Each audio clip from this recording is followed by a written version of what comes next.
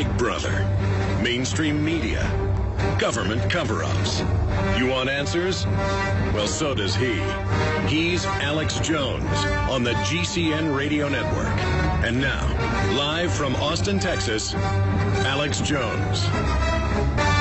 Yesterday evening, 1 mile from the center of downtown El Paso, Texas, our reporter Joe Biggs, dressed up as an ISIS terrorist with an ISIS flag, a sword, and a severed head, crossed near a park full of people into the United States.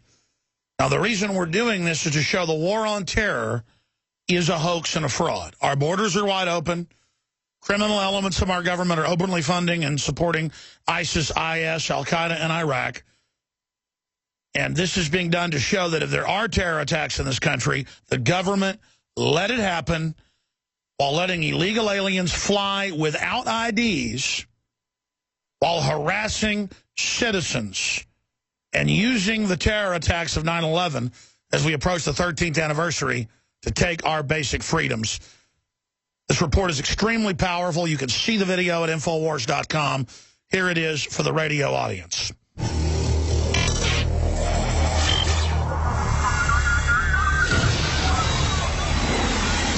Staged terror attack. El Paso, Texas feds say it's imminent.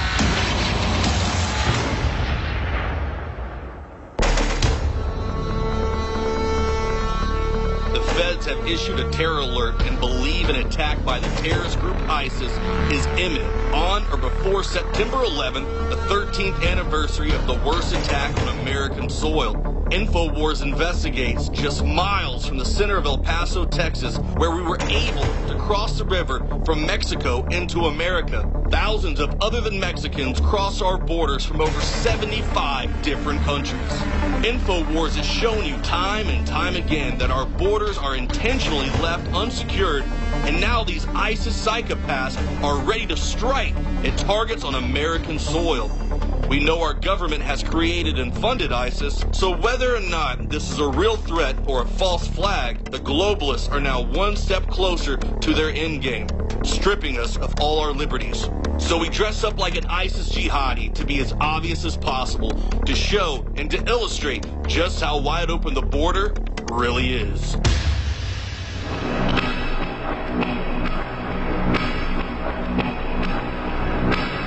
I'll narrate for radio listeners. Joe Biggs, dressed up like Osama bin Laden, basically, like James O'Keefe did, chops off a head, simulated, and with the bloody head, the ISIS official flag that we recreated in our art department, in a jihadi outfit and head turban, walks right out of Juarez, Mexico, across the 1-foot-deep Rio Grande, and makes this announcement. By the way, the feds say ISIS is operating over the border. They expect an attack is imminent. Whether that's true or not, we're illustrating why isn't it secure. There are less cops, Border Patrol there than there are in Austin, Texas, downtown.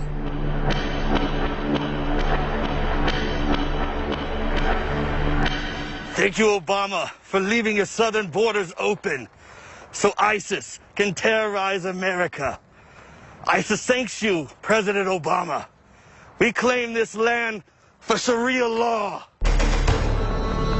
If ISIS can enter America, then anyone can. So why are they setting up internal checkpoints at airports and highways and turning schools into prisons, but not securing the border, where thousands of other than Mexican or Latin Americans pour across from the Middle East and other areas? And we're not here demonizing Arabs or Muslims. We're pointing out the globalists have funded the most radical, vicious, sectarian, murderous cannibals who sexually mutilate children, who cut children's heads off, who are doing all these horrible things. They're being turned loose. 11 aircraft are missing in Libya. You can just feel they're getting ready to stage something big. So we're here documenting. It's wide open. They let it happen, bare minimum. So hopefully we shame the government into protecting our southern border. That's the goal. We got 3 big guests, including a top NSA whistleblower, coming up today. I'm Alex Jones. Stay with us. Friday, the 5th day already of September 2014. We'll be back tonight with an original transmission, 7 o'clock Central with InfoWars Nightly News with myself and the rest of the crew and reporters. And then, of course, I'll be back live in studio this Sunday, 4 to 6 p.m. Central Standard Time. We have Joel Gilbert, the filmmaker, joining us now with his film opening in theaters in different parts of the country. There's No Place Like Utopia, exposing the Obama administration, their plan to literally implode this country by design to build socialism and communism on the ashes of it. We also have a special guest joining us who's an activist and filmmaker exposing the globalist Federal Reserve System and fighting back. And William Binney, the top #4 man from the NSA, who has said that it's a totalitarian takeover program, will be joining us to talk about these so-called mystery cell towers, parallel construction, and really how deep the rabbit hole goes on NSA spying. So very prestigious guest, very hard to get. Always a major newsmaking interview. That should be very informative when he joins us for his third visit. He's been on with David Knight on the Nightly News and then been on the syndicated radio show about a month ago. He's going to be joining us again today to analyze the latest information. Wow, let's go over the headlines here first. NATO approves troops on Russian border. Both sides in conflict agree to cease fire. Former U.S. ambassador to the Soviet Union, the U.S. and NATO are provoking the Ukrainian crisis. That's the former U.S. ambassador to Russia. That's what basically everybody that was formerly an ambassador or worked to basically bring down the Soviet Union is saying this is really dangerous. Encircling Russia and arming Ukraine are what's provoking the bear. Jack Metlock, U.S. ambassador to the Soviet Union from 87 to 91, says the U.S. and NATO are to blame for the Ukraine crisis. Yeah.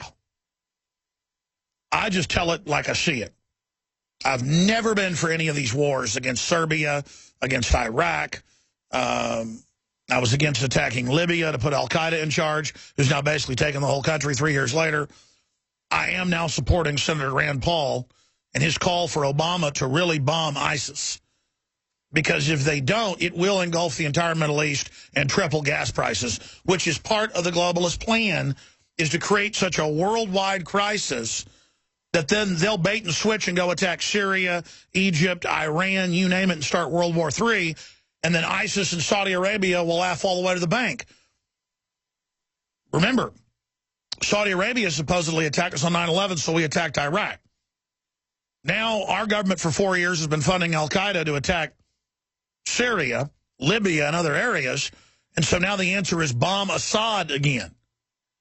That's how dumb they think everybody is. They just play stupid with everybody.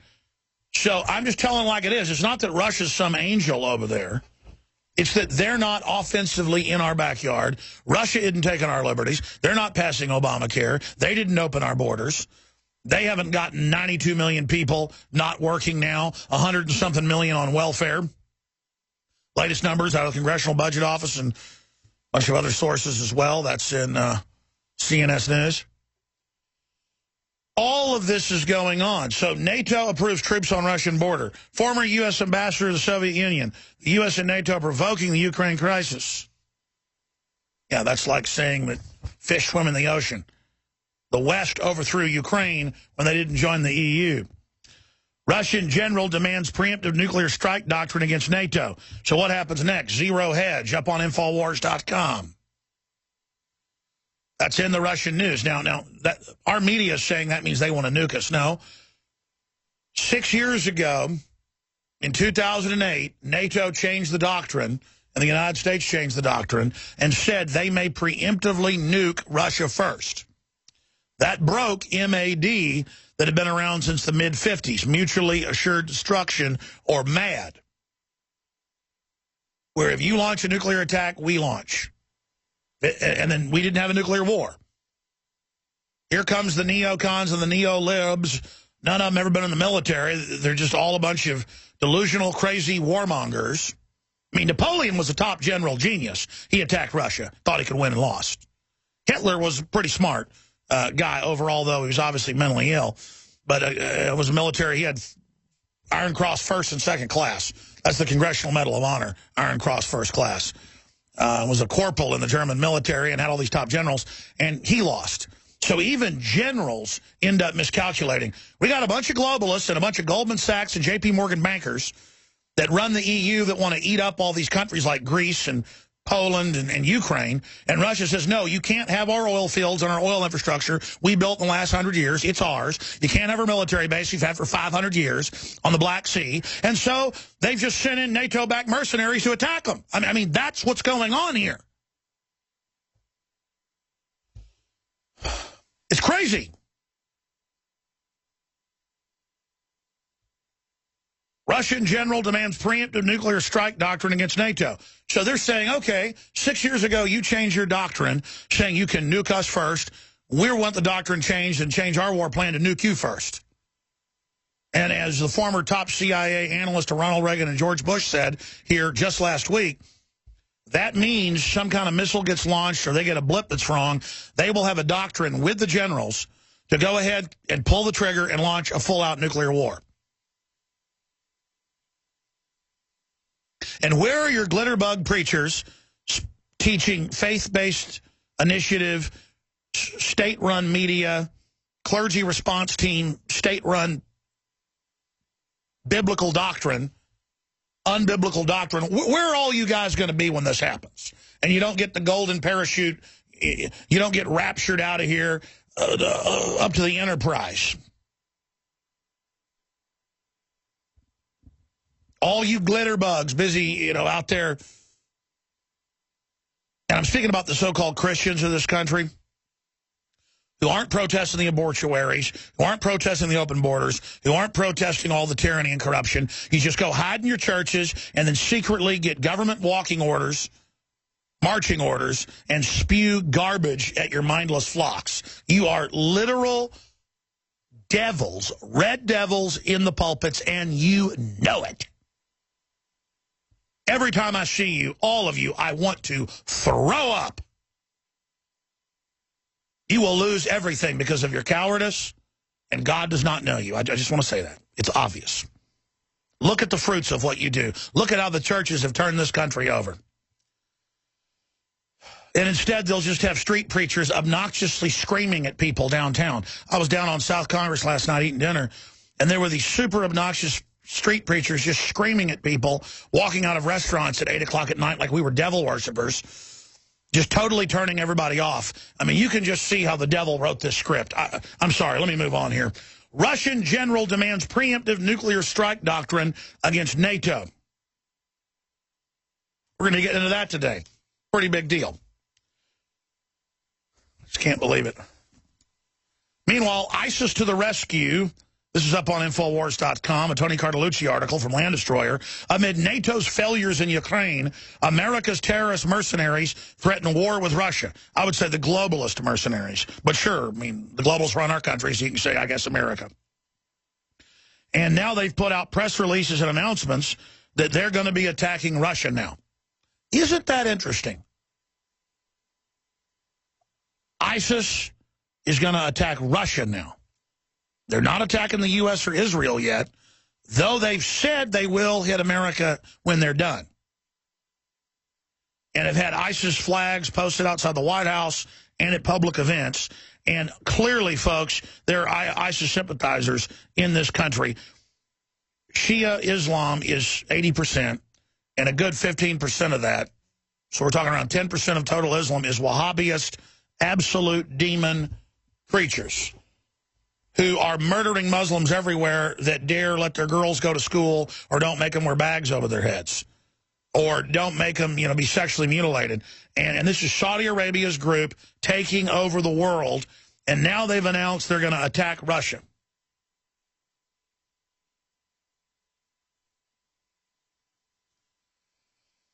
You can go read the quotes. So there you go. I mean, look at who we're aligned with on every front. ISIS attacking Syria, ISIS attacking Russia. Truly disgusting. And speaking of ISIS, when we come back from break, the video is up at Infowars.com and PrisonPlanet.com. Cinematically, it's probably one of the best produced videos we've ever put out. And it just gives you a little flavor of what you're going to be seeing across the board from here on out in filmmaking, you name it, as we gear up and get more filmmakers, more editors, and more crew, thanks to all of your support out there. Spreading the word about the broadcast, buying the high-quality products at InfoWarsStore.com. 97% of it goes right back into this operation to battle the globalists toe-to-toe.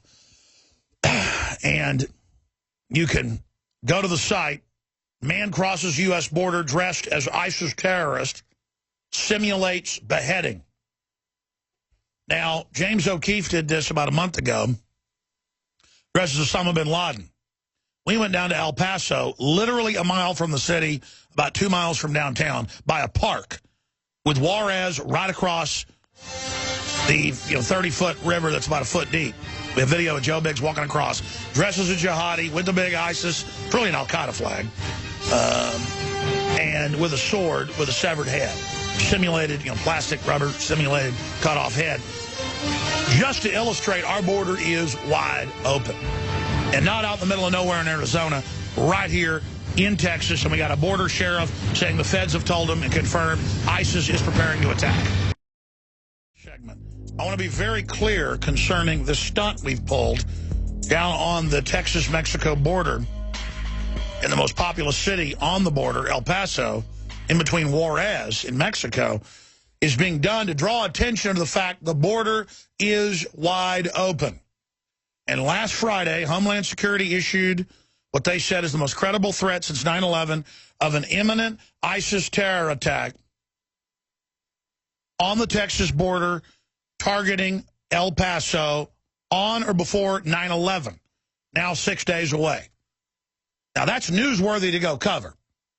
And we're there getting people to pay attention by showing that someone even dressed up like an ISIS jihadi with a severed head and a 3-foot sword can walk right across in the United States, while 11 passenger jets have been seized by Al-Qaeda. That's what they're called. IS is Al-Qaeda. Our government got embarrassed funding them and creating them and pushing them, and so they changed the name to IS. They're now attacking Russia as well. And so Joe Biggs and Josh Owens went down there. Josh put this piece together last night. They both did a great job to bring attention to our open border. So that there is an attack, the government gets the blame, Obama gets the blame, whether it's false flag or real or they let it happen. The point is we're drawing attention to this. Here is the report. See the video at Infowars.com. Please send it out on Facebook, Twitter. Get it to your friends and family. If the mainstream media picks this up, if alternative media picks this up, it could really draw some attention to what's happening and stop a false flag or real attack. Here it is. And again, Texas Sheriff says ISIS cells are operating in Juarez, Mexico, and he's ready for them. He got that in a federal briefing. That's confirmed. You understand? That's Big 2 News. What is that, NBC?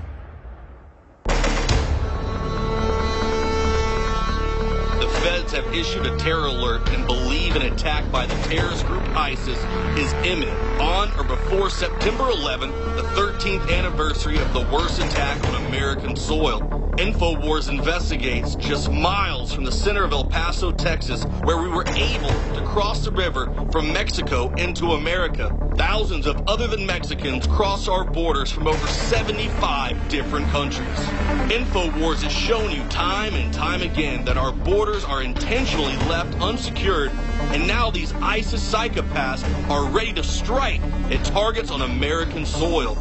We know our government has created and funded ISIS, so whether or not this is a real threat or a false flag, the globalists are now one step closer to their endgame, stripping us of all our liberties. So we dress up like an ISIS jihadi to be as obvious as possible, to show and to illustrate just how wide open the border really is.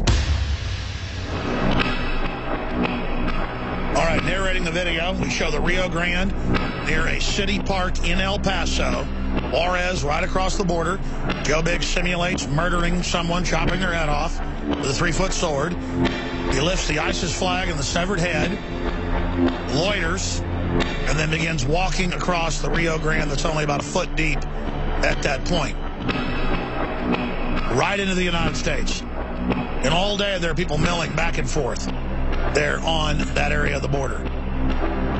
We have video of the border sign right there. The Mexican flag flies right across the water there. It's a landmark right there by the border crossing. Border Patrol only a mile away or less. And no one stops him. Thank you, Obama, for leaving your southern borders open so ISIS can terrorize America. ISIS thanks you, President Obama. We claim this land for Sharia law. If ISIS can enter the United States, then anyone can. So why are there checkpoints on the highways? Why are there checkpoints checking babies' diapers with the TSA while illegals are allowed to fly without having ID? Because, my friends, it's all a giant hoax. Whether they're real ISIS attacks or the globalist agent attack, it'll all be used to take all of our freedoms in this country and grow the military-industrial complex takeover domestically, which isn't good for veterans, citizens, black, white, Christian, old, young, Muslim, Hispanic. It doesn't matter who you are. This global empire is not even an American empire. It's a mega offshore banking empire using our muscle to establish a planetary regime. Up on Infowars.com, we have Sergei Tanakin, quote, "We first fought in the name of religion, then communism, to fight communism, and now in the name of drugs and terrorism.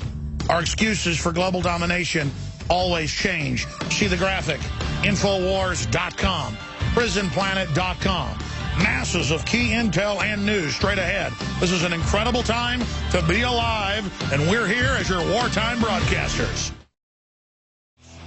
Telling it like it is, exposing the hard truths, because it's the only hope we've got as a nation and as a world to face reality, expose the lies, embrace the truth, and hit our knees to Jesus Christ.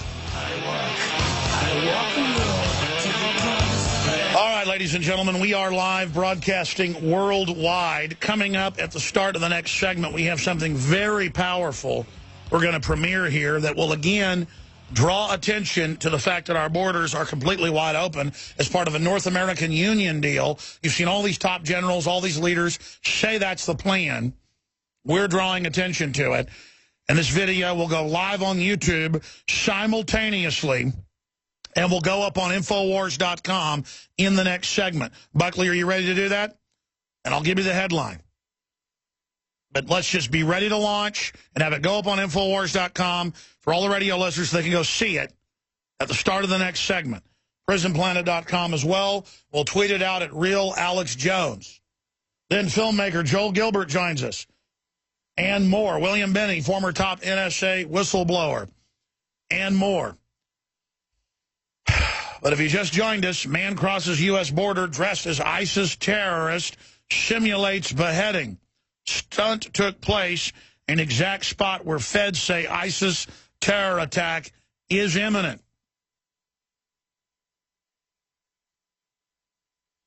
Meanwhile, Minneapolis City Council demands answers on black helicopter military drills. Close quote. I thought the black helicopters didn't exist. It's all part of a desensitization program for martial law. That's declassified. When can the FBI use national security letters to go after journalists? That's classified. That's from the Freedom of the Press Foundation, the targeting of the press. Soros signals Argentina's shale is biggest place to be. Soros doubled his stake in state-owned oil company in Argentina, while for the last 7 years spending tens of millions of dollars to lobby to shut down shale production in the U.S. by wildcat small companies. And I'm not saying shale fracking is good overall. I'm not saying there aren't problems, but most of it's financed by Soros and Saudi Arabia, who don't want us to have our own oil. So a coal plant in Mexico that's totally dirty is okay, but a coal plant in Texas that's clean is not okay, because it's not owned by General Electric. So a cleaner fracking system, say in East Texas, I got a family that are petroleum geologists, as long as it's done right, there's literally no problems.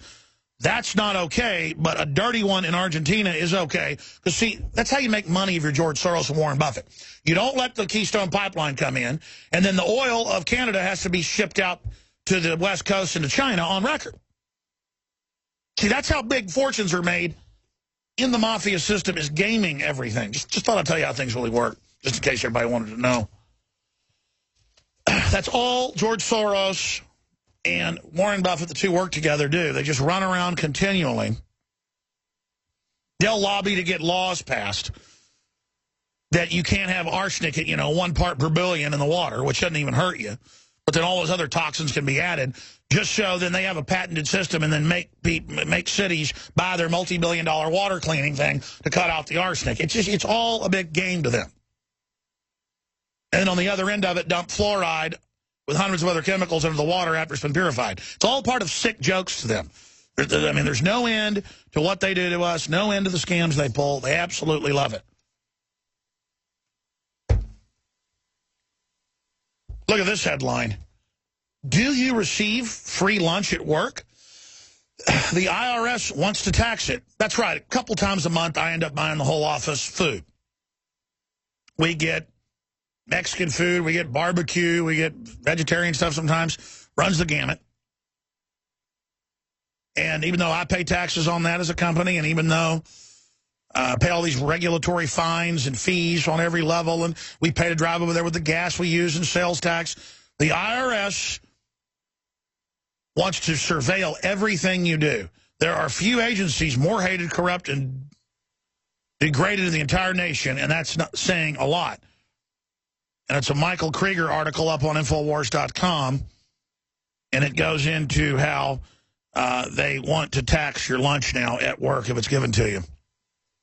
Another article up on Infowars.com from yesterday's interview, and the video from yesterday's interview with Rappaport is posted there. Very important to get this out to people and break the blockade in dinosaur media, state-run media, that a top, recently retired CDC scientist who co-authored the big study says it's a fraud, that they know vaccines are linked directly to massive increases in autism, a triple-fold in their study in boys. Because the blood-brain barrier is not as strong on boys as it is on girls. Now, they were ordered to put out a fake study. And we even have the 2000 document that came out in 2004 when it was the roundtable meeting, a board meeting of the CDC with all the scientists. This was on ABC News. You can look it up. And they said, oh, my God. And by the way, this was leaked, and this actually made it in mainstream news. It was devastating for the globalists. And they literally were in there saying, oh, my gosh, don't give this to your grandkids. I'm going to tell my daughter, don't give it to my grandson. Millions have been harmed by this. The whole government will fall if this is known. In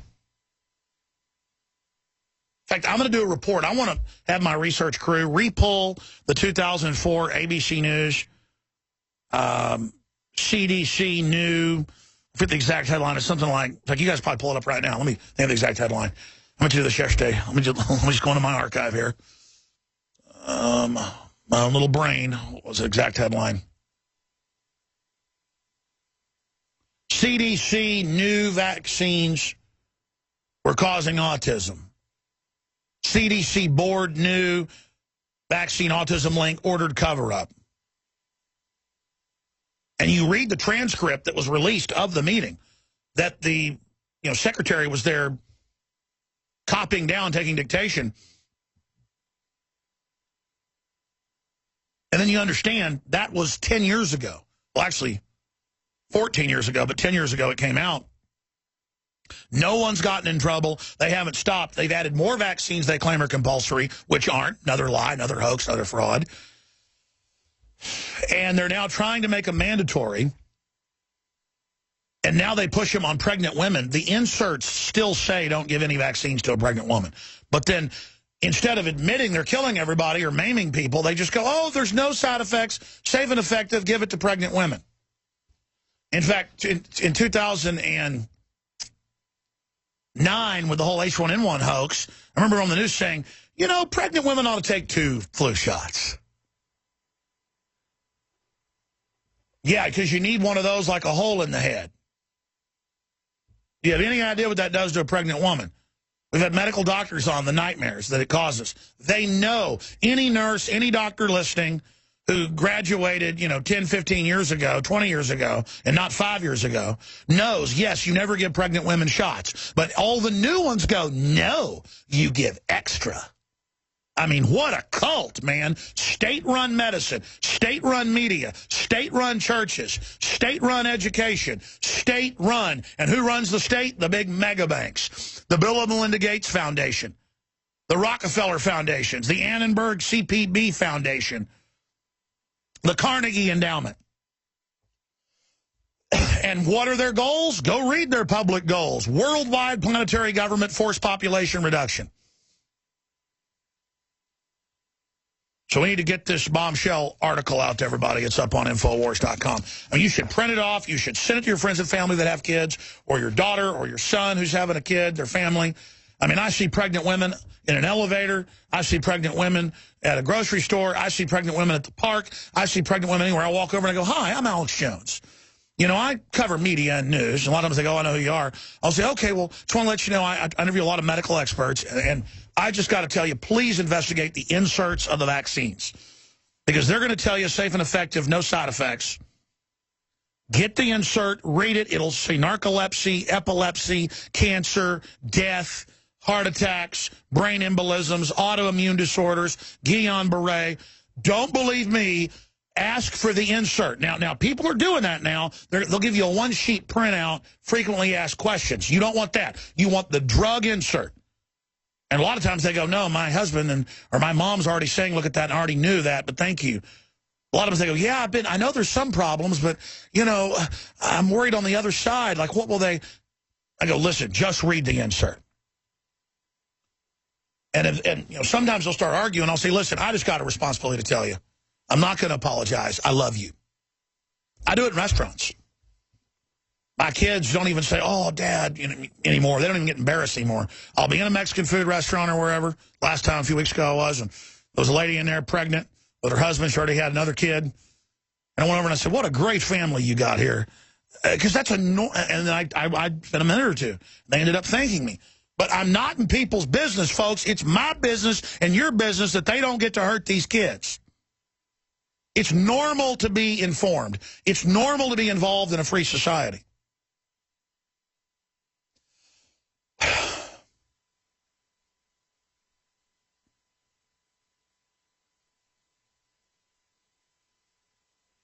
I don't know how people don't have an absolute total drive to want to warn everybody they know about what's happening.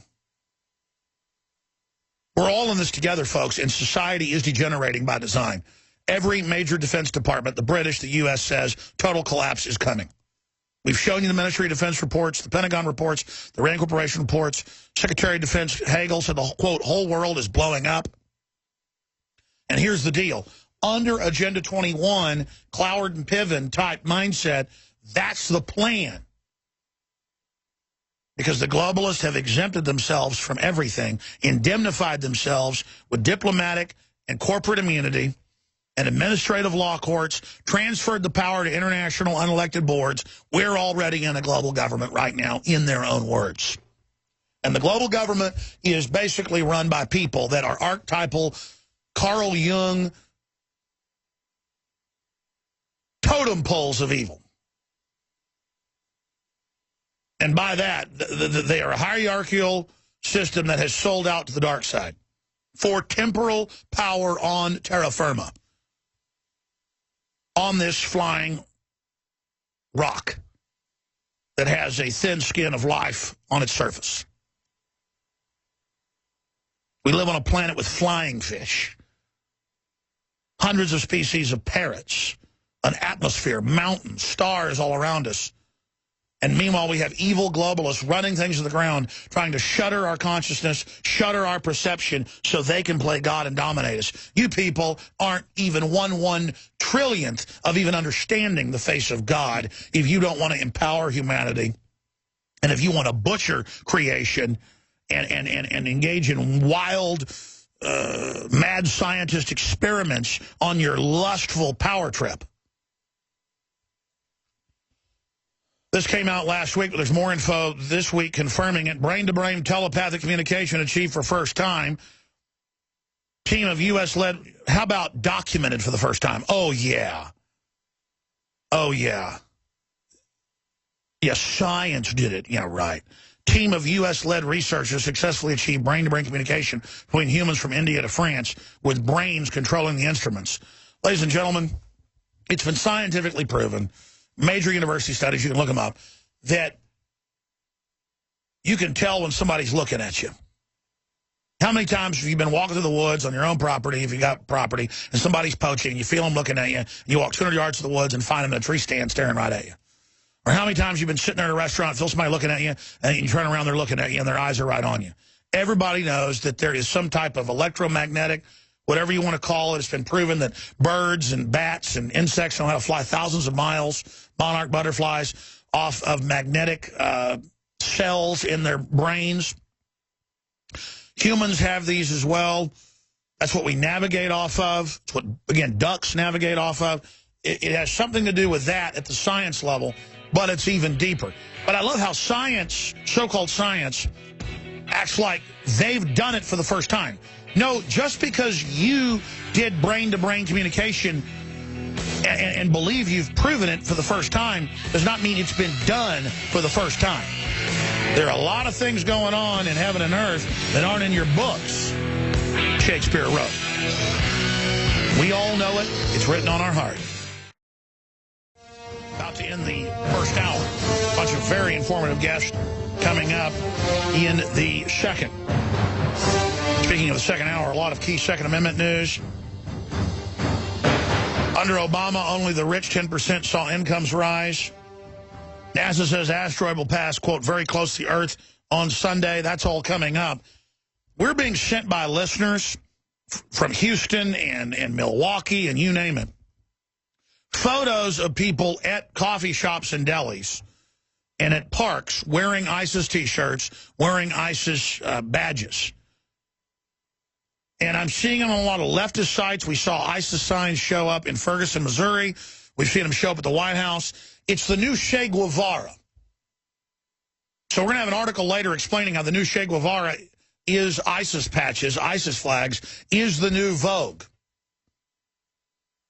And this is this is the majority Islam group, a subsection of that is just seen as incredibly cool in many areas of the Middle East and here in the United States. And so if you want to know who's radical, that's who. They're letting ISIS members fly back to the U.S. That's mainstream news yesterday. England, quote, re-educates them in a 2-week-long course a few nights a week. Oh, you're allowed to go jihadi and cut heads off, but since the West wants you to do that, you know, and overthrow countries, then you get to come back. So they work for our government, the criminals that run our government. Our border's wide open. They gave them oil fields. They didn't bomb them early on. They've done stage bombs. ISIS that's taken over in Syria and other areas. This is the group Rand Paul last year said don't arm them and don't bomb Assad for these people. Now he says we got to bomb ISIS because they're taking over, and I agree with it. The problem is it won't be real bombing, or they'll end up bombing, you know, Egypt or something. ISIS attacks America, we'll probably attack Egypt. I'm not kidding. So here is the Obama ISIS Ice Bucket Challenge. The video's going up on Infowars.com right now. It'll be tweeted out during the next break at Real Alex Jones. Please retweet it. Staff Sergeant Joe Biggs, who put together the video with our great video editor and cameraman Josh Owens yesterday, of him coming across at the El Paso border crossing, literally just right there in the city at the park, dressed up like an ISIS person, cutting off a head and crossing the border to show how wide open it is, with the sheriffs confirming they've been briefed by the feds that they believe a real imminent attack is happening in that area of Texas. By September 11th, they're on it. And then meanwhile, they've got TSA checkpoints and highway checkpoints and NSA surveillance of the Tea Party and the IRS harassing the Tea Party. And Homeland Security says the #1 terror threat is returning veterans, gun owners, Christians, conservatives, libertarians, and the Founding Fathers wouldn't be welcome in today's military. That's mainstream news. That's the briefings our troops are being given. That's the treason, the overthrow of the American system that's going on. The whole Homeland Security system is pointed at the American people. Here is the new ISIS Bucket Obama Challenge. Here it is. Since you have made it so easy for the Caliphate ISIS group to come into your country, I challenge you, President Barack Obama, to take the ISIS Head Bucket Challenge. Do not listen to your conservative swine or your patriotic groups, your Tea Party. Ignore them. Leave the borders wide open for me and my brethren to come in and do psychotic things. You created us. Love us. Let us in. Let us go running around and killing and taking places over. That's why you made us, isn't it? I will take this bucket of heads and dump it on me. This is the ISIS Bucket Challenge for President Barack Obama. Take it.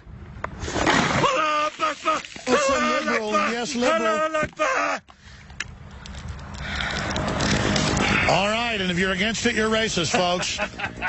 There you go. We'll be right back. The video just went live at Infowars.com, hour number 2. Straight ahead, I'm Alex Jones. Thank you for listening. This is the GCN. InfoWar. Julia Turiansky joins us at the bottom of the hour. She's a very popular online liberty-based activist promoting Bitcoin and bringing down the private Federal Reserve. She'll be joining us at the bottom of the hour. Spend a couple segments with us. Look back at Bilderberg that she covered with us as well this year. We have the award-winning filmmaker Joel Gilbert. His new film hits theaters this weekend. There's No Place Like Utopia, exposing what really happens in the economy under socialism and under globalism. And then we have William Binney for a full hour, and he'll take calls the second half of that hour. You can also send your questions, tweet your questions at RealAlexJones, and we'll ask some of those questions as well. We'll put out an official hashtag or however that works so they can print off the questions for me, and we can throw some of those at William Binney, top NSA whistleblower as well. Will be joining us and taking your questions in both phone calls and, again, tweet questions in the third hour today. So that's all coming up. Now, I want to just, again, illustrate how disinformation works. And even most politicians don't know this. Like, low-level politicians are just people that believe the system's baloney and parrot it. Mid-level and high-level know how things really work. Our job is to decompartmentalize and show everybody the overall rabbit trick. More Senate Democrats urge Obama to delay immigration order. Top Democrats in fact, more top Democrats are pressing President Barack Obama to slow down on immigration reform. You mean totally wide open borders? Further diminishing the chances that he will take sweeping administrative action before Election Day. Senator Bill Nelson, Democrat, Florida, wants Obama to wait until November. Senator Al Franken, what a joke, of Minnesota, said he has concerns about executive action. Well, it's totally illegal. It should be because of that. Senator Angus King, independent of Maine, who caucused with Democrats, said it would be a mistake. They say wait until they've won the Senate election coming up. The Republican leadership wants this as well. They helped write this. This is the North American Union. It's the end of Canadian and Mexican sovereignty. And it's the poorest people coming up here, getting on welfare and further bankrupting things. And I don't dislike them individually. You know, I don't dislike water, as I've said, but if you're submerged under it, you'll drown. Or if it's being fired out of a water hose, the strip mine, you know, can cut you in half. And it's just a giant flood of people who will then just be brainwashed into literal global bots, Obama bots, socialist bots, turning your gun bots. And that's what they're doing. And that's the plan. The Democrats, James O'Keefe got the video in the battleground Texas where they're in person after person going, we're going to bring in all the illegals and vote and take all the guns and get you Texans. They don't care how many of you want to be pro-gun if you're a Texan who's black or Hispanic or white. They're going to bring in people to get a paycheck from the government, and they're going to vote, and they're going to send police and take your guns like New York and California. Done. They did it in California. They're going to do it here. They're going to take your private property. They're going to raise your taxes. They're not going to stop unless we stop them. That's why I get so animated now, is because it's all breaking loose, and it's just gotten started. It's just now beginning. Do you understand that?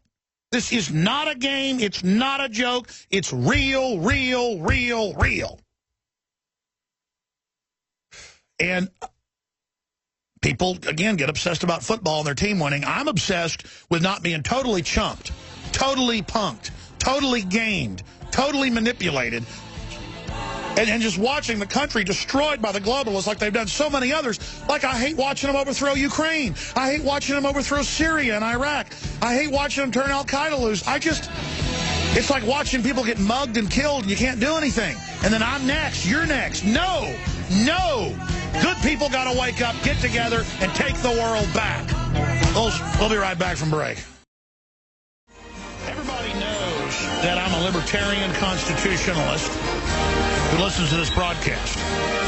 When I was critical of Bush and the police state that the Democrats were part of with the Patriot Act, I said it would be targeted on the American people. I said it would be targeted on the libertarian movement. And now they admit, Homeland Security under Obama, its main focus is domestic, returning veterans, gun owners, you name it.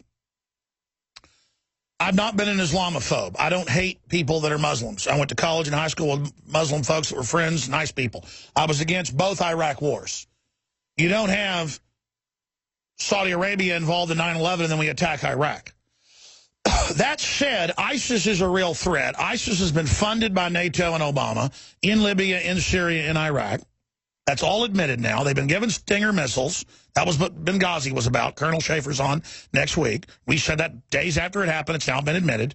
Top generals have gone on Fox News and said, no, we gave the missiles to them. But they're a real terror group.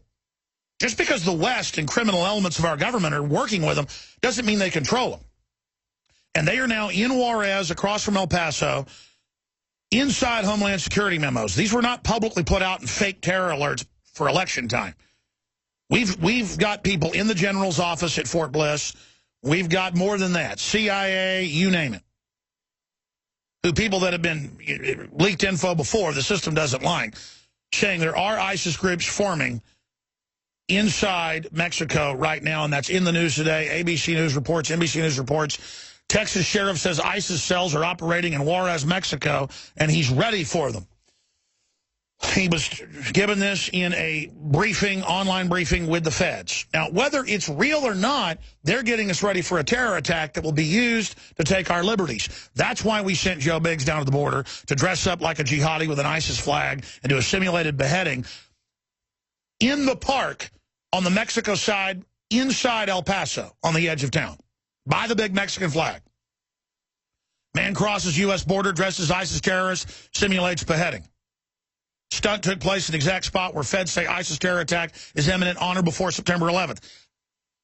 Now we also have done the Obama ISIS Bucket Challenge. That video's up on the site going viral. To try to hijack that meme to point out our borders wide open. This is the collapse of the country, the end of our sovereignty, and they've got domestic police state going on against the Tea Party, the IRS going after veterans groups, libertarian groups, conservative groups, Christian groups, pro-life groups.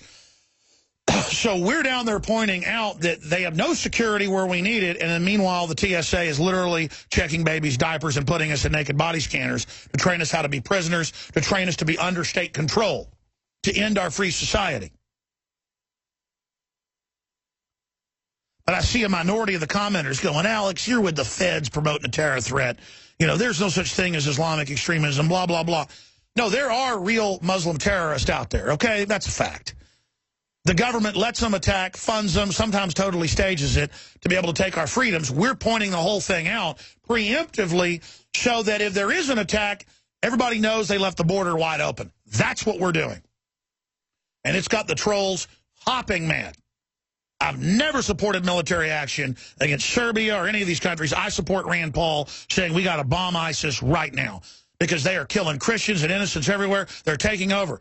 The problem is our government helped set them up to begin with. That's why Obama won't really bomb them. He'll have 2 or 3 flights, sorties a day that bomb an old truck or something because it's such a PR disaster for them. They're trying to change the name from Al-Qaeda in Iraq to ISIS. Now, I'm done. Joel Gilbert joins us. He's got There's No Place Like Utopia. The trailer's up on Infowars.com. And we're going to show some of the trailer while he's talking. And then when he leaves us, we'll also show it. I have no stake in this trailer, in this film. I intend to sell it on DVD when it comes out. He's an excellent filmmaker. He exposed the origins, the true origins of Obama like nobody else. He's an original researcher. Dr. Jerome Corsi and others are in the film. And it needs to get sold out in the cities it opens in so that other theaters will then pick it up so that we can expose what collectivism does. That's why I have activists and filmmakers on and don't just promote ourselves. I didn't sell or plug one thing last hour, even though that's how we fund ourselves, InfoWarsStore.com. PrisonPlanet.tv memberships. But I'm having somebody on. I'm not saying I'm some great guy. We do this because we're all in this together. They're scared of these films. They arrested Dinesh D'Souza because they were scared of his films. They've indicted and arrested Rick Perry because they're scared of him. Not that he's perfect, but at least he's trying to secure the border. I've been a big critic of Perry. The point is they're coming after everybody, folks, because we do have a shot. There is a purge going on. There is an attempt to end talk radio's freedom. There is an attempt to come in with internet censorship. Now let's go to Joel Gilbert, joining us, the filmmaker with There's No Place Like Utopia.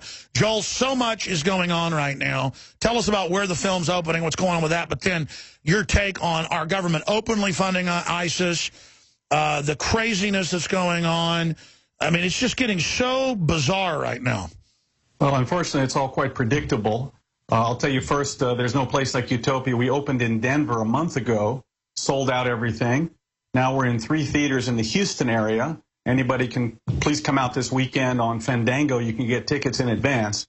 What we're seeing playing out is the socialist Marxist ideology that has permeated and taken over the Democrat Party over the past 20, 30 years. And this is covered in There's No Place Like Utopia. And most people don't realize that the Democrat Party, even well-meaning liberals, don't accept or understand it's been taken over by these radicals. And today it is a radical socialist party. Now, the Marxists and Islamists have been natural allies for the past 60, 70 years. Absolutely. I have Democrats and ISIS people constantly threatening us now, saying, how dare you not love ISIS? I mean, this is crazy. Well, let me tell you what they have in common. Both of them are universalist movements. Both Islam and Marxism believe that one day the entire world will be Marxist or Islamist. Marxists believe that they can create a utopia here on earth, paradise on earth, with the leader of the socialist paradise, the God on earth. The only difference is that Islamists are a little more patient. They want to create and go to paradise in the next world. But in the meantime, they're allies because they both view Western capitalism, Western free market system, free speech, as the #1 obstacle to their taking power. And therefore, they are together in targeting free speech, free markets, because they know if they can defeat it, it'll be their path to taking power. Well, I'll say this. I'm all for free speech, and I'm not what they call an Islamophobe. But our government's working with the radical Muslims that are bullying and killing the non-radical Muslims. You're not allowed to criticize Islam in England. You get arrested or you get banned from flying in. They are now banning mainline people from England who just mildly criticize radical Islam while they let radical Islamists be on TV calling for blowing up government buildings. So clearly the socialist government in England has totally teamed up with the Islamists. It really has happened. Right. What they've done essentially is they use Soviet-era censorship. Sometimes we call it political correctness, but it really is getting to a level of Soviet censorship to prevent people from opposing them. This is the vision of utopia on earth, where everyone thinks the same, looks the same, lives the same. Essentially, we're all animals in a cage, and they have a police force which forces people to go to work, because otherwise no one will work. And they use Soviet-style disinformation. There's no question that all we get out of the White House is disinformation from the Soviet era. And unemployment, 6%. Anybody believe that? Unaccompanied minors coming over the border, all a big lie. Everything coming out of the White House is a lie. And what we defeated in the Soviet system, unfortunately, today in America, it exists. Continue breaking that down. Well, Obama took power in the classical socialist Marxist methodology. He said that he was going to cut the deficit in half. He's going to bring people together, most transparent government in history. He took power with the big lie. He also lied about who he was. I've chronicled that his real father, of course, was the Soviet agent and communist propagandist Frank Marshall Davis, the man who indoctrinated him, and he admits raised him into this Marxist ideology. I mean, he stayed with him on the summers. There's photos of his mother on the couch with him. I mean, it really is. It is his dad. Look, he lied about the biology. That's bad enough. But he did so to hide the fact that he was indoctrinated by Davis into this radical Marxist anti-white ideology. Everything Obama has done is to hide his connection to Davis because it would reveal an agenda that is unacceptable to the American people. So just like Fidel Castro said, we've got Castro on tape. I believe in representative democracy. Even Adolf Hitler, he became a big Democrat. Once these guys take power, they pursue the original agenda and then they use the tools of state, like the IRS. There is no IRS targeting scandal. It's the White House Democrat Party targeting scandal. They use the tools of state to disenfranchise and suppress any opposition, to keep a permanent hold on power. And notice they never get in trouble now. They just get away with everything. Oh, yeah, because they got away with Fast and Furious, they just try the next thing. They get away with Benghazi. They get away with the IRS targeting. There's been no real force to push back and stop them. There's no reason for them not to do the next outrage because there's no opposition, unfortunately. Have you run into censorship with your film? Because usually when a film starts selling out in theaters, it gets picked up more places. How do we get your film everywhere? Well, the censorship I've run into is, of course, I've had the IRS send me a letter about once a week for the past 2 years demanding something, and I've just been beating them back. I take it almost as a comedy routine. I haven't paid them a dime, but they're always after me. Of course, we've been denied advertising time in Denver and in places in Houston. Mostly NBC affiliates won't take our money. Wow. And that's been chronicled in WorldNet Daily. And you know, we're just going to keep pushing forward. The way to get people out on the website, there's no place like utopia.com. You can hit the theaters link, and if you click on the link, bring There's No Place Like Utopia to my town, that really helps us when we expand. We send that out to all the Absolutely, absolutely. I mean, think about how far gone our country is, that you're being censored everywhere, and you can't even advertise your film. I mean, our country is already so far down the rat hole. Don't take this show for granted, folks. We might not be here tomorrow. A decade ago, people would have been up in arms over the news media, the news stations refusing the advertising for a documentary film. When the ad, I've seen the ad, it's very tame. Now, most TV stations, radio stations, print, especially banks, won't take your business or let you operate if you have a gun shop. Even big sporting goods stores are having their accounts canceled. This is what Hitler did from 1933 to 1939 before he started actually arresting people, is that they start economically doing this and censoring you. And so a microcosm of this film that Joel Gilbert's produced, There's No Place Like Utopia.com's the website, shows how far down this totalitarian utopian hellhole we've gotten, Joel. Joel, other points about the film and where you see the world right now.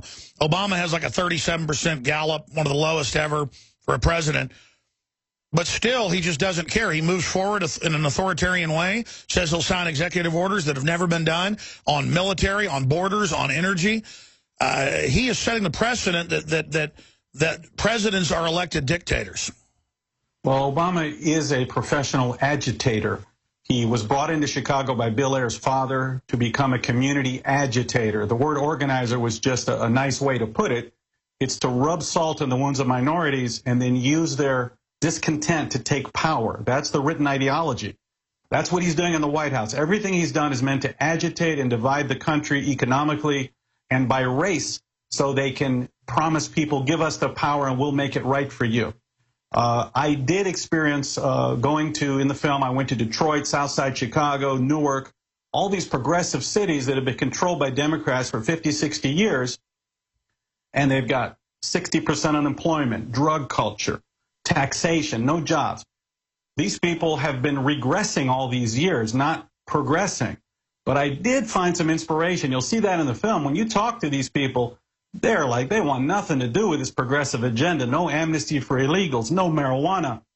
The most conservative people today in America, believe it or not, are black women living in these cities. They're very tough. They just need the Republicans to communicate to them and let them know that there's a choice. Well, Joel, did you see how California now is going to give free marijuana to the homeless to basically suppress them? Again, I'm for decriminalization, but it doesn't mean that I then endorse the doper head mentality.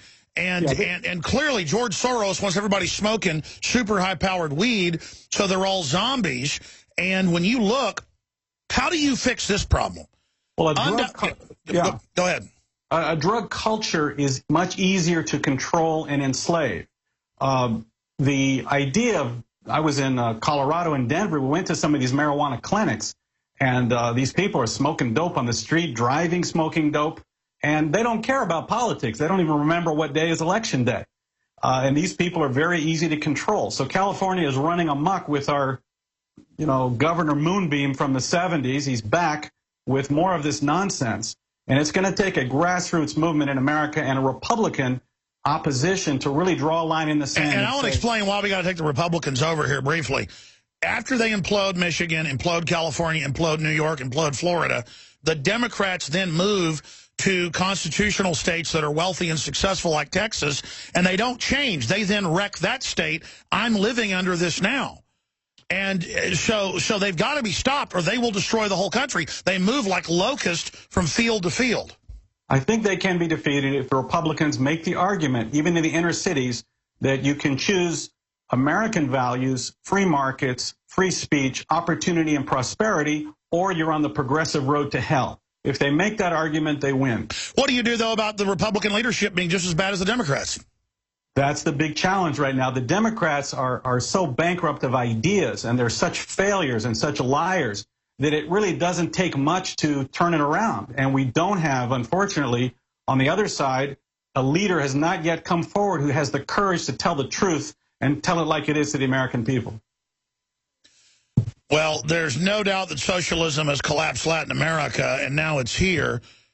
And I hope everyone will go see the film. I can't wait till the DVD's out. I want to sell it. How long until we're going to get a DVD release? DVD release is December 1st, but we're going to give you probably 3 or 4 weeks in advance to sell some out. You'll even see in the film, I talked to some illegals from Guatemala, El Salvador. We said, why are you here? And they said, because socialism destroyed our country. So they're here to get away from socialism. They don't know what's in store for them, apparently. Yeah, well, I mean, I know a lot of folks I talked to from Latin America hate socialism, but then to get the free goodies, they'll vote for the most hardcore Democrat. It's just crazy.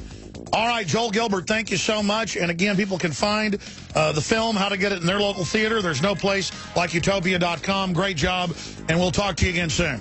Thanks for having me, Alex. You bet. All right, we're going to come right back with another guest who's taking action and waking up millions. Stay with us. Julia Toriansky will be joining us from London via video Skype here in just a moment. If you're a radio listener, you're always welcome to go to Infowars.com/show. And you can find the free video feed and audio feeds as well as podcast right there, or you can subscribe for 15 cents a day or less and get a yearly membership or a monthly membership for $5.95 at prisonplanet.tv. See the nightly news, all my films, special live events, and so much more. Ebooks, prisonplanet.tv. I want to hit some news before we go to her here in just a moment, and then we will break down a real Bitcoin enthusiast and expert to get her inside take on, even if you support Bitcoin or not, why it's so important and could change the world. So that's all coming up here in just a moment. For a few weeks, we've been accepting Bitcoin at InfoWarsStore.com because even the big retailers have accepted it. And even if it's a fiat crypto system, so is the globalist system. So why not have alternatives to it? So that's coming up. Briefly, please don't forget that we have developed with Dr. Group and pharmacists and other researchers true, groundbreaking nutraceutical supplements that are the Rolls-Royce or Bentley of the supplement world at affordable prices. The average supplement company, dirty little secret, sells stuff for about 5 to 7 times markup. Our markup is just 100%. And we do that so we can fund our operation, but also give people really high-quality products at an affordable price. Like we sold out in 4 hours of the DNA Force. More is coming in soon. It's just so hard to get the materials. It's super strong. It's the organic forms of CoQ10 and PPQ and all the rest of it. People that know vitamins and minerals are like, whoa, this is supposed to be $300 to $600, and it's not, so it's sold out. So we're victims of our own success. We have Super Male Vitality. That's a bunch of concentrated herbs and other extracts that get your glands to release normally and be healthy. It doesn't mimic testosterone and other things in the body like progesterone. It just gets your body to be natural and balanced. Put it to you this way, I've gone from bench pressing 250 pounds to over 300 pounds real quick doing this.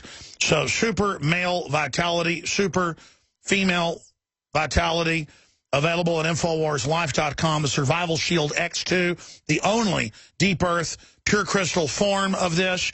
We have videos breaking it down at InfoWarsStore.com. So folks can understand why that's so important, or InfoWarsLife.com. And I'm going to take my noontime dose. I actually forgot this morning. If you will take this every day, talk to your physician first, check, because everybody's different. It's just had an incredible detoxing effect on me, giving me so much more energy.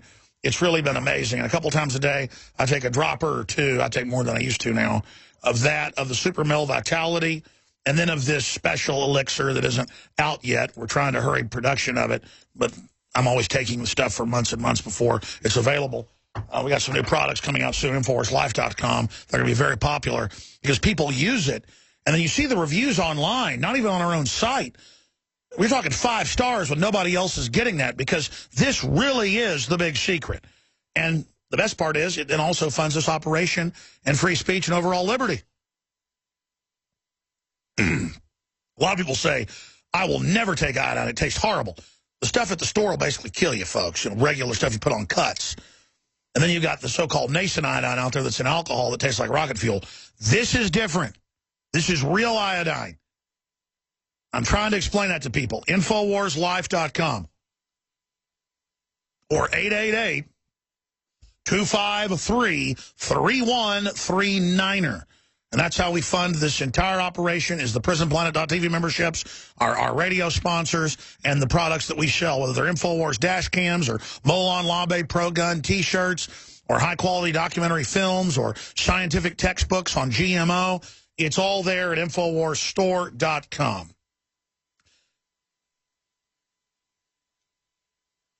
Now, Julia Toriansky is our guest for the rest of the hour.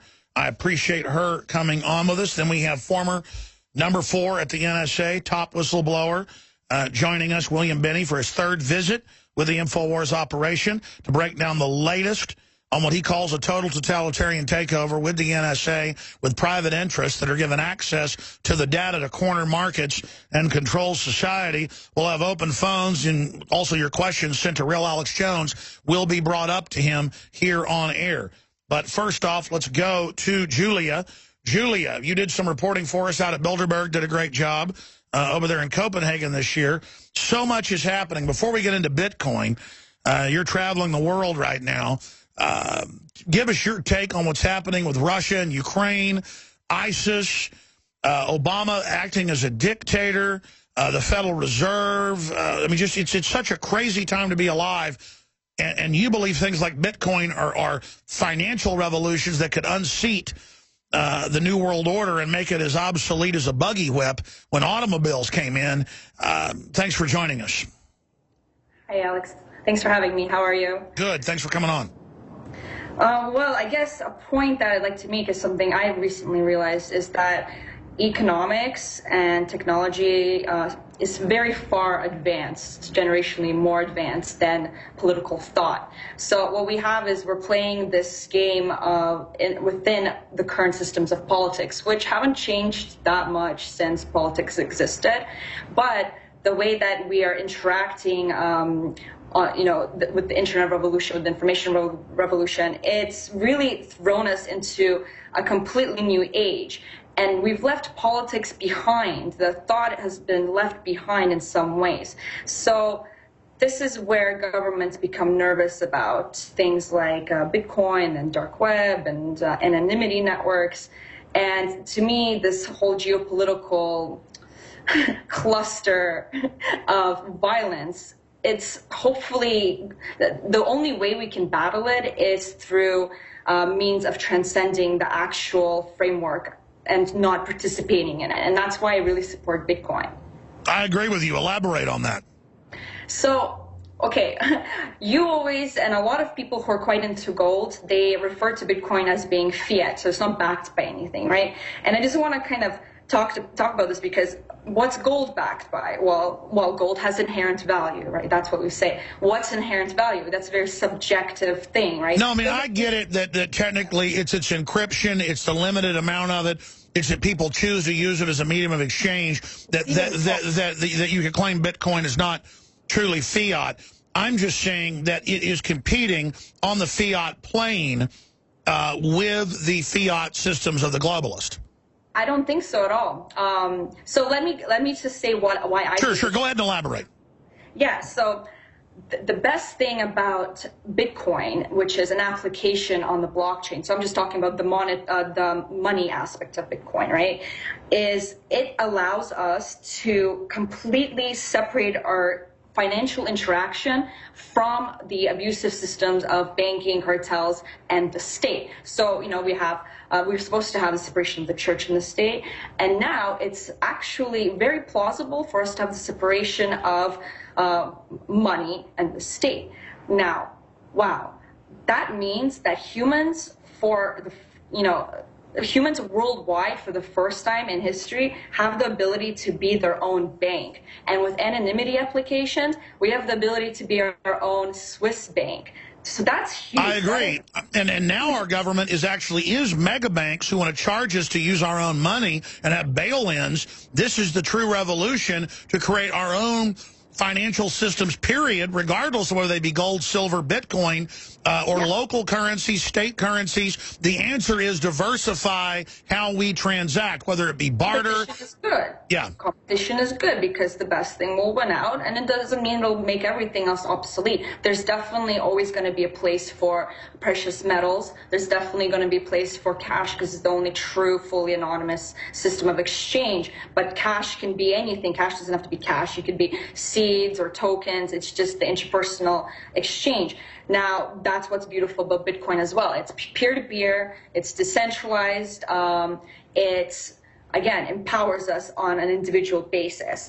And another cool thing that I've been exploring lately is what is Bitcoin? Bitcoin it's a protocol, which is just language.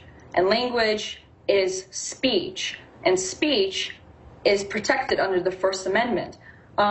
Getting interesting, right? Well, the Supreme Court and others and federal regulators have basically, from what I've seen, said both that it is money, but then that it's not, that it's property, or that it's like a collectible. Yeah, they're trying to put it into their framework of control of this. They're trying to make laws for problems that don't exist because the state is obsessed with overreaching, almost dogmatic, religious preventative action. Sure. Because they want to prevent events from occurring.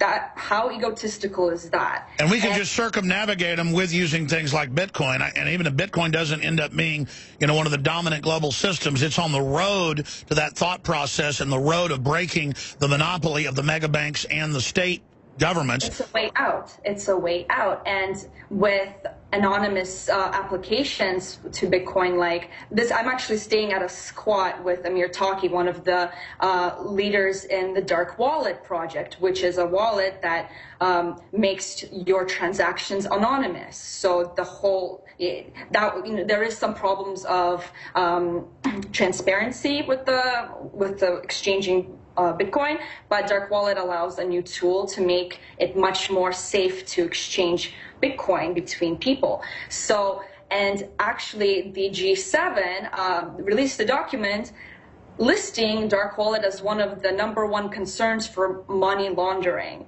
So the government, is very worried. They're very worried about these new systems and applications that they can't even comprehend because, like I said, economics and technology is superseding political thought and political structure on an exponential basis. Now, expanding on Bitcoin, I know it's hard for you to believe because you're informed on it, but we have a lot of AM and FM affiliates and millions of listeners out there who might have heard the name Bitcoin, but it's very alien to them or Greek. Why don't you spend a few minutes about its basic history and what it is for people that don't know and where you believe it's going and some of the history of the attempts to suppress it or control it and where Bitcoin is right now? Sure. So I like to make the comparison that Bitcoin is almost like an online gold. It's deflationary. It's, in my opinion, non-fiat. It's limited.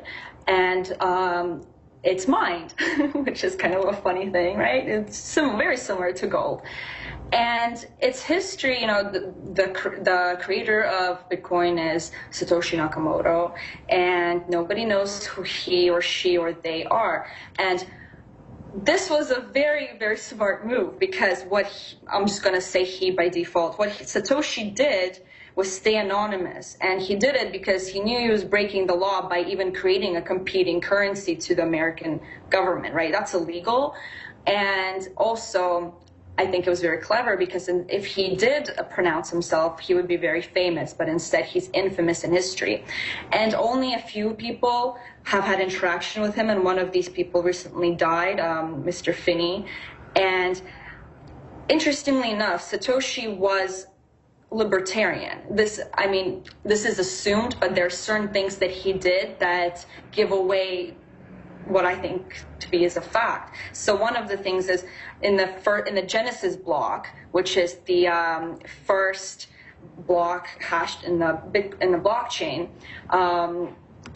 Satoshi put in. Can you still hear me? Yes, I'm right here. Okay, good. My screen just went dark. I know it's so rare for me to shut up, but I'm listening. I know it is.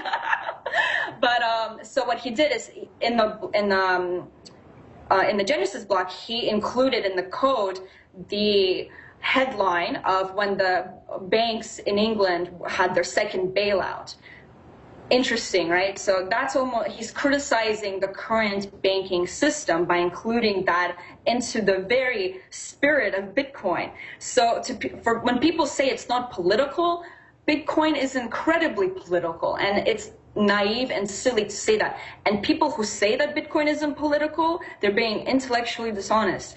And the mere fact that they say Bitcoin isn't political is a political statement because they want to keep it neutral, but it's not. So anyways, went off there because this is a big debate in the community. But I guess its biggest claim to fame, some of the biggest claims to fame, and when it became acknowledged by the mainstream is when it's, Silk Road. I first heard about it on Silk Road. I went on through the Tor network, I accessed this dark trading place of drugs, etc., just because I was curious. And I saw Bitcoin, and God, I wish I bought some, but I didn't. So you're already seeing this undermining of law, and law that kills people, because right now we're prosecuting Ross Ulbricht, whose mother was on your show, and she's a good friend of mine. Shout out to Lynn. You're wonderful. Keep up the good fight. We should be revering this man. We should be, and Ross Ulbricht may not be Dread Pirate Roberts, but whoever he was, whoever started Silk Road, we should be thanking him for saving lives, because when you make exchange peer-to-peer, especially in a very violent market like the drug market, you take away the third violent party. So all that happens is voluntary people are exchanging goods and value without somebody with a gun or without, banks laundering money for all this. He's a freaking hero. Another thing that Bitcoin got famous for is when WikiLeaks was censored by PayPal and Visa and MasterCard and all of those fantastic payment systems, so that they couldn't take donations. Bitcoin stepped up, and WikiLeaks was able to continue to have funding and exist, providing a very, very important service for globally, I would say. And even your store, Alex, imagine if, I'm sure the government's not a big fan of yours. Imagine if they crack down on you and they deny payment gateways like PayPal and the credit cards. Oh, they've already tried it before, and I've had to threaten to sue people. I've been denied to sell Obama deception on Google shopping cart. I mean, we're just constantly censored. It's just what they do. Because you know but ISIS is allowed to use Twitter and Facebook, but we get censored. Right, but now you don't have to worry about it, because if they ever succeed in that, who cares? Because you can accept payment through Bitcoin. Like, who cares? This is what I'm talking about. No, that's why we now accept Bitcoin the last 3 weeks or whatever at InfoWarsStore.com, because we understand that. Yeah, so this is about, like, the fight. The age of barricades, physical barricades, is dead. We're not going to be fighting in the streets, you know. It's just not going to happen. It's not efficient. It's violent, and it just doesn't work. Look at history.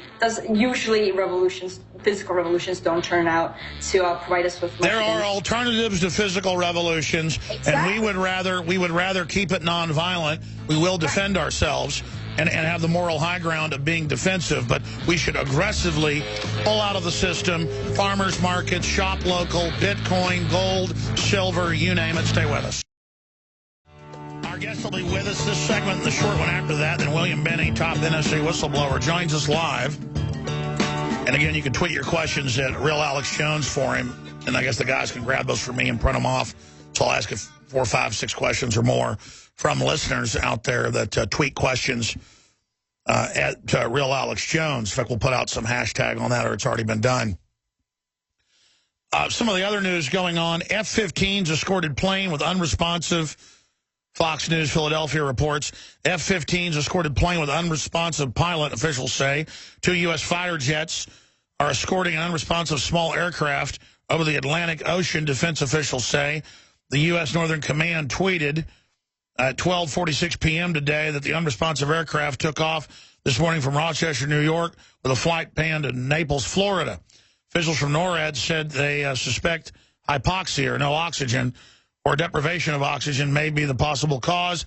It's a TMB 700 light business and utility aircraft, so it's not one of the 11 missing planes over in the Middle East that ISIS grabbed, thanks to NATO putting them in charge of Libya.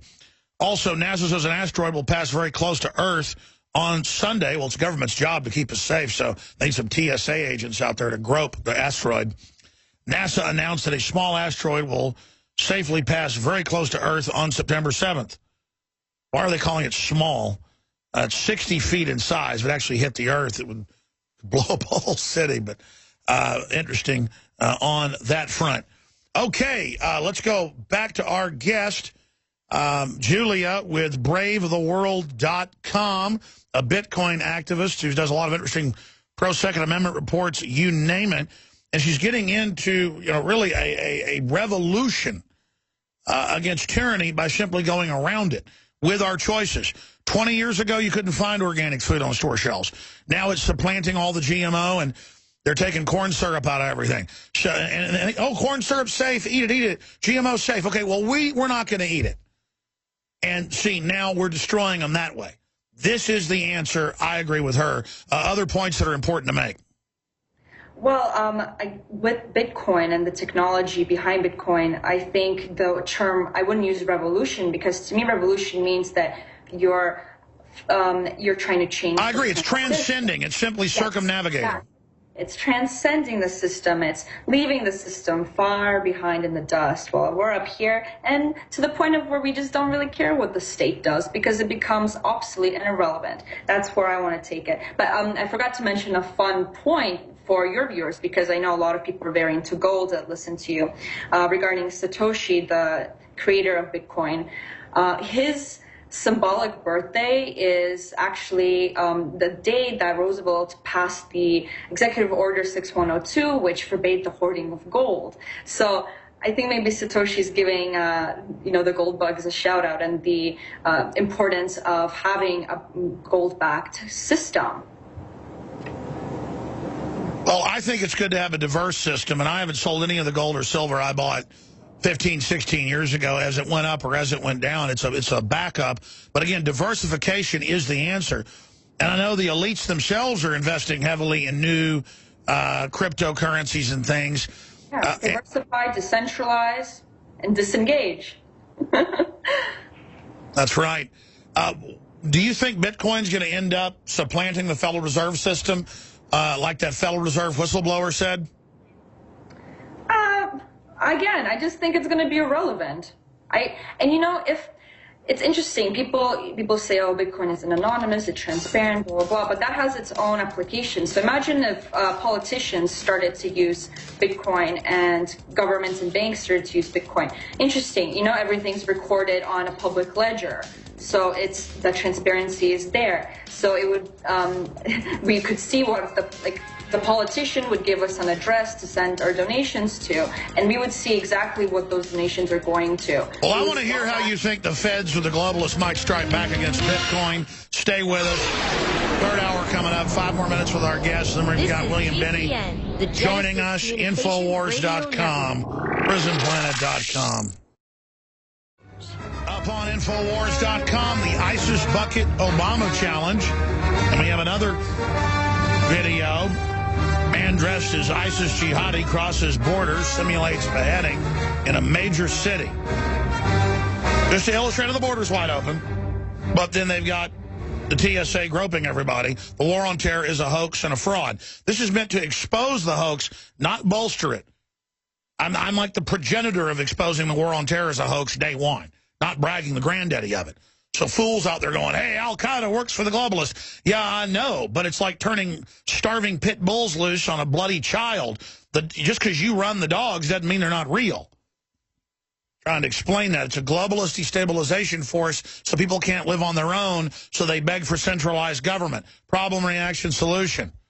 They try to create anarchy, so you beg for the state, instead of letting natural anarchy through free association grow. Now, Julia, other points that are important to make here. How do you see them striking back, and how do you see Bitcoin making the old system obsolete? Because some could argue that they know the old system's going down, SDR is going to be fiat, that they actually might be behind Bitcoin because they want it to be the new system. Yeah, I just don't buy it because, you know, it's incredibly difficult. You can't control it. You can't really, it's difficult to censor. And just like imagine doing an audit on Bitcoin. It's very, very difficult, much more difficult than the systems we have in place right now. What they would like is just a pure cashless society where we use credit cards for everything and government issued cards. Bitcoin is outside of that system. So I don't think it's favorable for that kind of, I don't think it fits into that conspiracy theory at all. But regarding the regulation, I agree with you. I don't think they're behind it. And the fact that its first message was against the banker bailout when it showed up 4 or 5 years ago, I think it's some type of super smart insider who's protesting the whole system. Yeah, it's, I mean, to say that it's the government conspiracy, I think it's giving governments way too much credibility. I just don't believe it. I think it's an individual or small group of individuals that are innovative and have had freedom in their intention. And so, but let's talk about the regulation, because this is a big deal right now. The New York State Department of Financial Services and Superintendent Ben Lawsky, they've proposed a bit license for the state of New York. And it's incredibly overreaching and it stifles innovation. And I like to call it the ban on human interaction, because it defines cryptocurrency very broadly, and it states things like all the companies have to have fingerprints of all of their employees, background checks of people who are using their services. You have to be like your information has to be submitted if you make a transaction that's more than $3,000. It's really, really, really insane, and all the companies are actually leaving the state because they can't afford. You have to hire like 3 different regulation officers, compliance officers. So little companies are actually going to be destroyed if they do choose to stay in New York. And this is what happened in England with the automobile regulations. Guess what? America won the automobile race easily because they were so heavily regulated that nobody could do anything. And it's so overreaching that now if anybody wants to transact with a company that is located in New York, they have to fall under those regulations too. So companies are going to have to deny, companies outside of New York are going to actually deny customers that live in New York. And then people will flee California and New York, come to Texas and act just the same way and ruin it again, not smart enough to know that they shouldn't crap in their own house. Exactly, Alex. And I have a good friend who's been in the headlines in the Bitcoin community quite a bit, and he had a business, and he's going to be moving to Austin, most likely. Awesome. Well, we're going to get you in studio. Julia Turiansky, thank you so much for spending time with us. The website is bravetheworld.com. Julia Turiansky. That's Brave the World. All right, absolutely. bravetheworld.com. Thank you so much. All right, we'll be back with the top NSA whistleblower. Stay with us. Ladies and gentlemen, we are back live. Thank you so much for joining us in this third hour of this Friday edition. I am your host, Alex Jones. I'll be back this Sunday live in studio with the Sunday edition, 4 to 6 p.m. Central Standard Time as well. InfoWars Nightly News is tonight, 7 o'clock Central. Well, a few months ago, it made big news across the world. Here was the headline. The ultimate goal of the NSA is total population control. That's William Edward Binney. He's the former technical leader for intelligence with the NSA. That's at the very top of it. Before becoming a whistleblower in late 2001, after more than 30 years with the agency, Binney has been described as one of the best analysts and code breakers in NSA history. Binney continues to speak out about the NSA's data collection policies and continues interviews in the media. And again, it's amazing that he's so high level and has the courage to speak out despite their attempts to silence him. Exposefacts.org has some of his information there. I wanted to get him on the last few weeks. We're able to get him today because of headlines like this. Snowden, there's a holy S-word smoking gun revelation coming. Whistleblower says government believes it has information that would be the death of them all politically. Well, then please release it because we've got a bunch of totalitarians running things. And he told Wired Magazine that.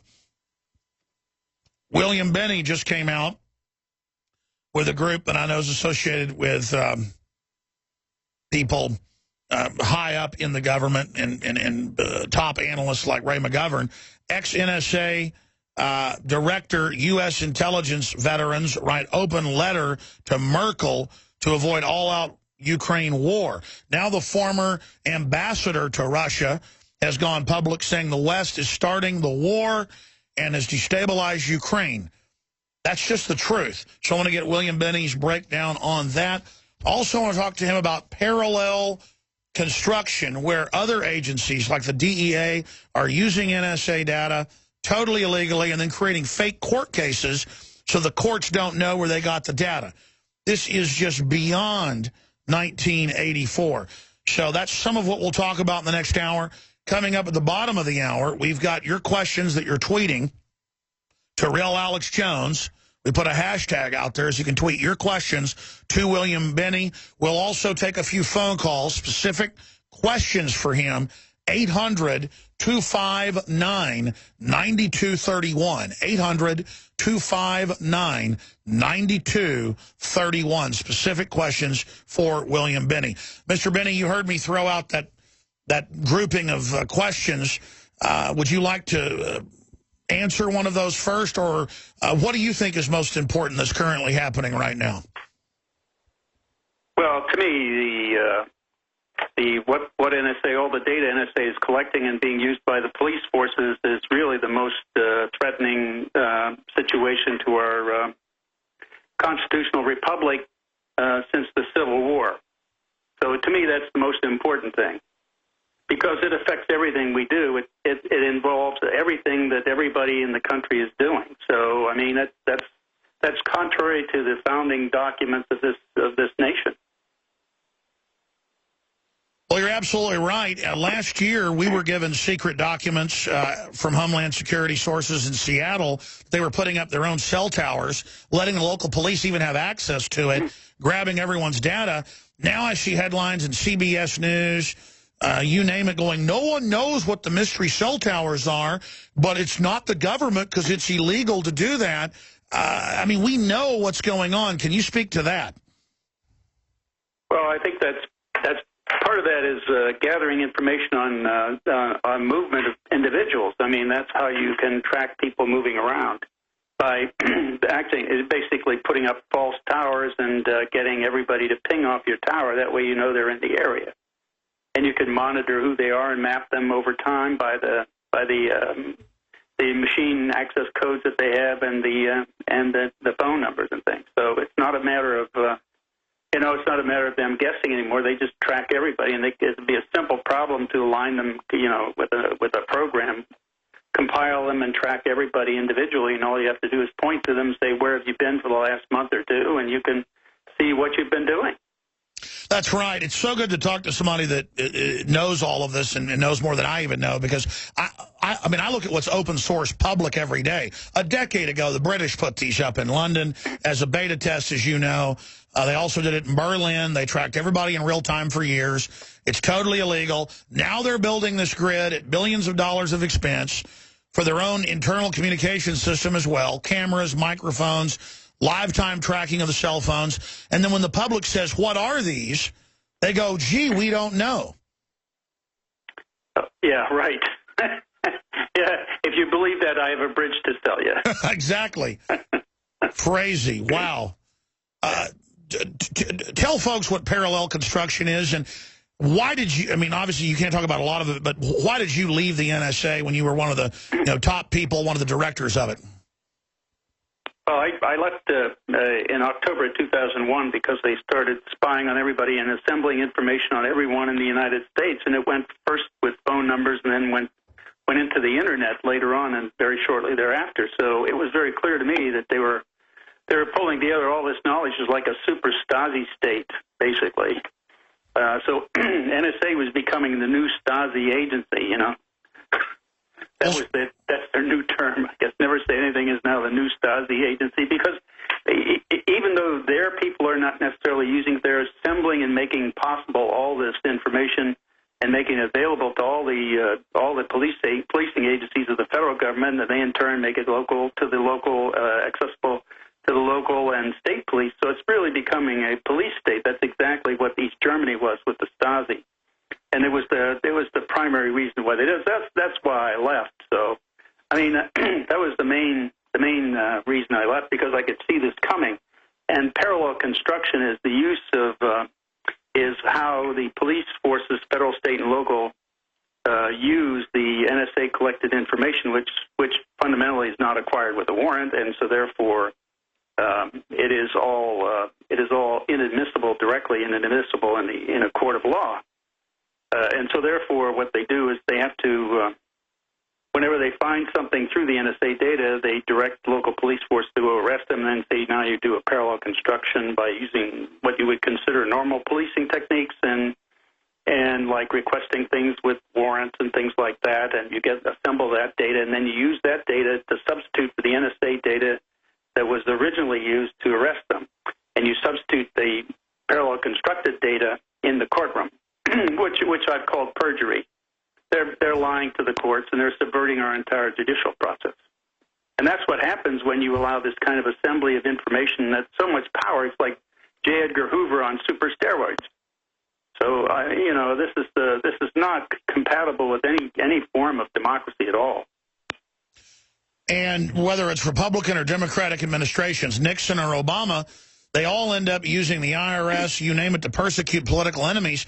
Imagine what Hitler would have done with systems like this. These systems historically always end up getting abused. If you're just joining us, the former director of technical intelligence with the NSA, I've heard it described as one of the top 4 jobs there. So one of the heads of the NSA, William Edward Benny, is on with us right now. And I mean, a much bigger whistleblower, you could say, even though he hasn't released a lot of secret info, than Snowden. And so the media somewhat has tried to ignore him, but he's so big they can't. Without getting into anything that was classified, but we are dealing with open totalitarianism, so it's almost treason for any of us, even if something's classified, to not talk about it. I mean, what was it like to be in there? I mean, did they come in and say, okay, we're going to flip on all the switches and spy on everything now and focus on U.S. citizens and politicians? I mean, can you tell us, was there a moment or was it a process when you're there heading up, the NSA, and who comes into you? Was it the director of national intelligence? Who was it? Was it the president? Okay, we're now going to totally break the law and spy on everyone. And then you say, I'm out of here? Or how did that happen? Actually, I was not supposed to know about this program at all because I had told them that I was going to leave in early 2002. So I was not supposed to know about what they were doing. But the problem with that was that they had to use the programs that we had developed there under that I had helped form within the SIGINT Automation Research Center, which is my laboratory at the time. So they had to use those programs, which meant they had to use the computer programmers that had developed it for me to install it in another place and get it up and running, because they were the only ones who knew how to make the code, set it up, make it running, and get data flowing in and working. So when they did that, they kept it all very secret, even inside NSA. And the reason, of course, was because it was an impeachable act. I mean, after all, spying on the U.S. citizens was a violation of the FISA laws.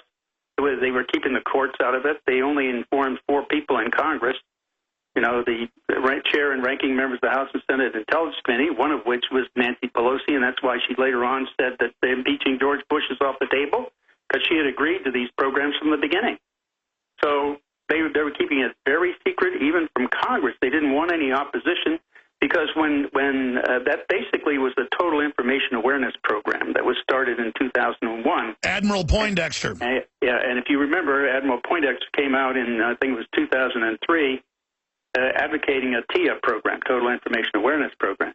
And that's when everybody came down on it and terminated, and that's what Congress's reaction. So when they saw that reaction, they continued to see that they were, from their perspective, they were making the right decision by keeping it secret. It's just like their secret agreement their secret interpretation of Section 215 of the Patriot Act. The fellow who wrote the Patriot Act, Representative Sensenbrenner, has already gone publicly and said that he never intended them to be able to do what they are doing, this bulk acquisition of information by using that Patriot Act. Well, that's violating the intent of Congress, and yet they're still doing that, and they're not spelling out. They're afraid to spell out to the American people exactly what they're doing and what their interpretation is of these laws that allows them to do it.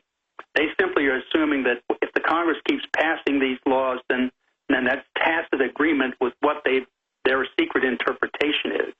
And they don't have the guts to come out and tell the American people out in the open what they're doing. So that's the real problem. Well, you're right. That was a major, because I was on air at the time, when Poindexter wrote the op-ed for the New York Times called Total Information Awareness. He said, your credit card, what you eat, where you go, everything you do, when you go to school, everything will be tracked in live time or the terrorists will kill you. People went, whoa, this is 1984, and you want private companies to run this? No way. So there was a backlash. So they tried to openly sell that when it blew up in their face. You know, as you said, they just went forward with it. But the biggest thing for me here is it's come out in England, as you know, that they've got the same system, and they use it against the parliament. The bureaucracy does. I mean, this is being used. This is not to stop al-Qaeda or ISIS. This is pointed directly to American people.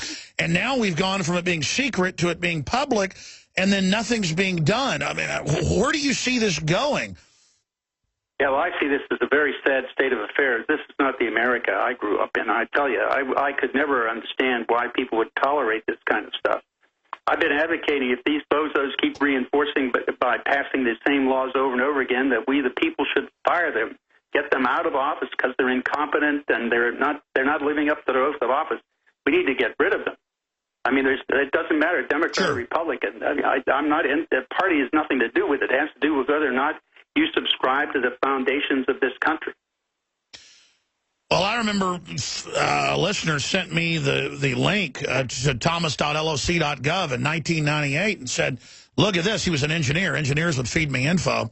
I mean, I had engineers that told me they had big hubs and all the telecoms listening to everything. They would bring me diagrams. I had no idea what it meant and stick it in shredder machines because I'm no engineer, but I've been exposing this since day one, having other whistleblowers on. But I remember seeing this information and finding it so hard to believe, but reporting on it, and now it's just out in the open. And I remember being sent documents that they had done a grant for Austin to put up 1,000+ hidden microphones to listen to people. And they even had an algorithm program running locally that the feds had paid for that was NSA technology that you and others developed, I'm sure, that was keyword. And it was all there in the federal grant, just admission of microphones, key logging or word logging, whatever you call it. And I went on air and covered it, and people couldn't believe it. Then a week later, the local paper ran a big story whitewashing it, going, no, it's gunshot detector microphones. But the grant said it was microphones to listen to people. And then now this year they announced nationwide they're putting microphones in, hidden in street sculptures. And it's in the Chicago Tribune, but they don't call it microphones. They go, the data clusters pick up wireless, environmental hazards, and listen to audio for signs of trouble. So it's just this mainlining of a 1984. Mr. Benny is a former director of one of the major areas of the NSA. I mean, microphones hidden is 1984, is it not? Yes, I mean, of course, it's not just the microphones with the audio and looking at video, for example, with those things, but it's also all the electronic backgrounds that goes with it. Anything you're carrying with you, like a cell phone or any kind of transaction used with any kind of document, like your credit card transactions and all those kinds of things are all assembled, and that all becomes a profile, basically, of you. And by the way, they keep saying, well, we don't build profiles of people. No, they don't. The software does that. I mean, once you put the data in the base, it builds relationships, and that, in fact, is the profile. So anytime they want to look at you, all they have to do is point at you and say, give me his profile, and you get it. So it's not a matter of them not having it. They have the profile on everybody. And it's not done by people. That's another word game they play. They play all kinds of word games with people. You know, it's like we don't consider anything collected unless a person looks at it. Well, that doesn't stop them from collecting everything about everybody in the country. And that's what they're doing. And they're doing it through a program called Fairview, which is the main input program they have. If you go on the web and do a Google on Fairview, and NSA, you'll get the slides. It'll show you there's like 80 to 100 tap points inside the continental United States, the lower 48 states, that show where they're tapping and collecting information off the fiber optic network. And that was being put in, from what I was told and shown by engineers and later confirmed, at the telecom hubs all over the country at taxpayer expense, whole floors and whole rooms of cable companies, of AT&T, you name it, with all the data passing through it. Just outrageous. And then Bush walking around on TV in 2006 saying, oh, we don't listen to anybody in America, and playing the word game that the computers do when they can go open your profile up and see the whole menu of everything you do laid out, what movies you see, what books you read, all your emails. Google admits they open your emails and read it.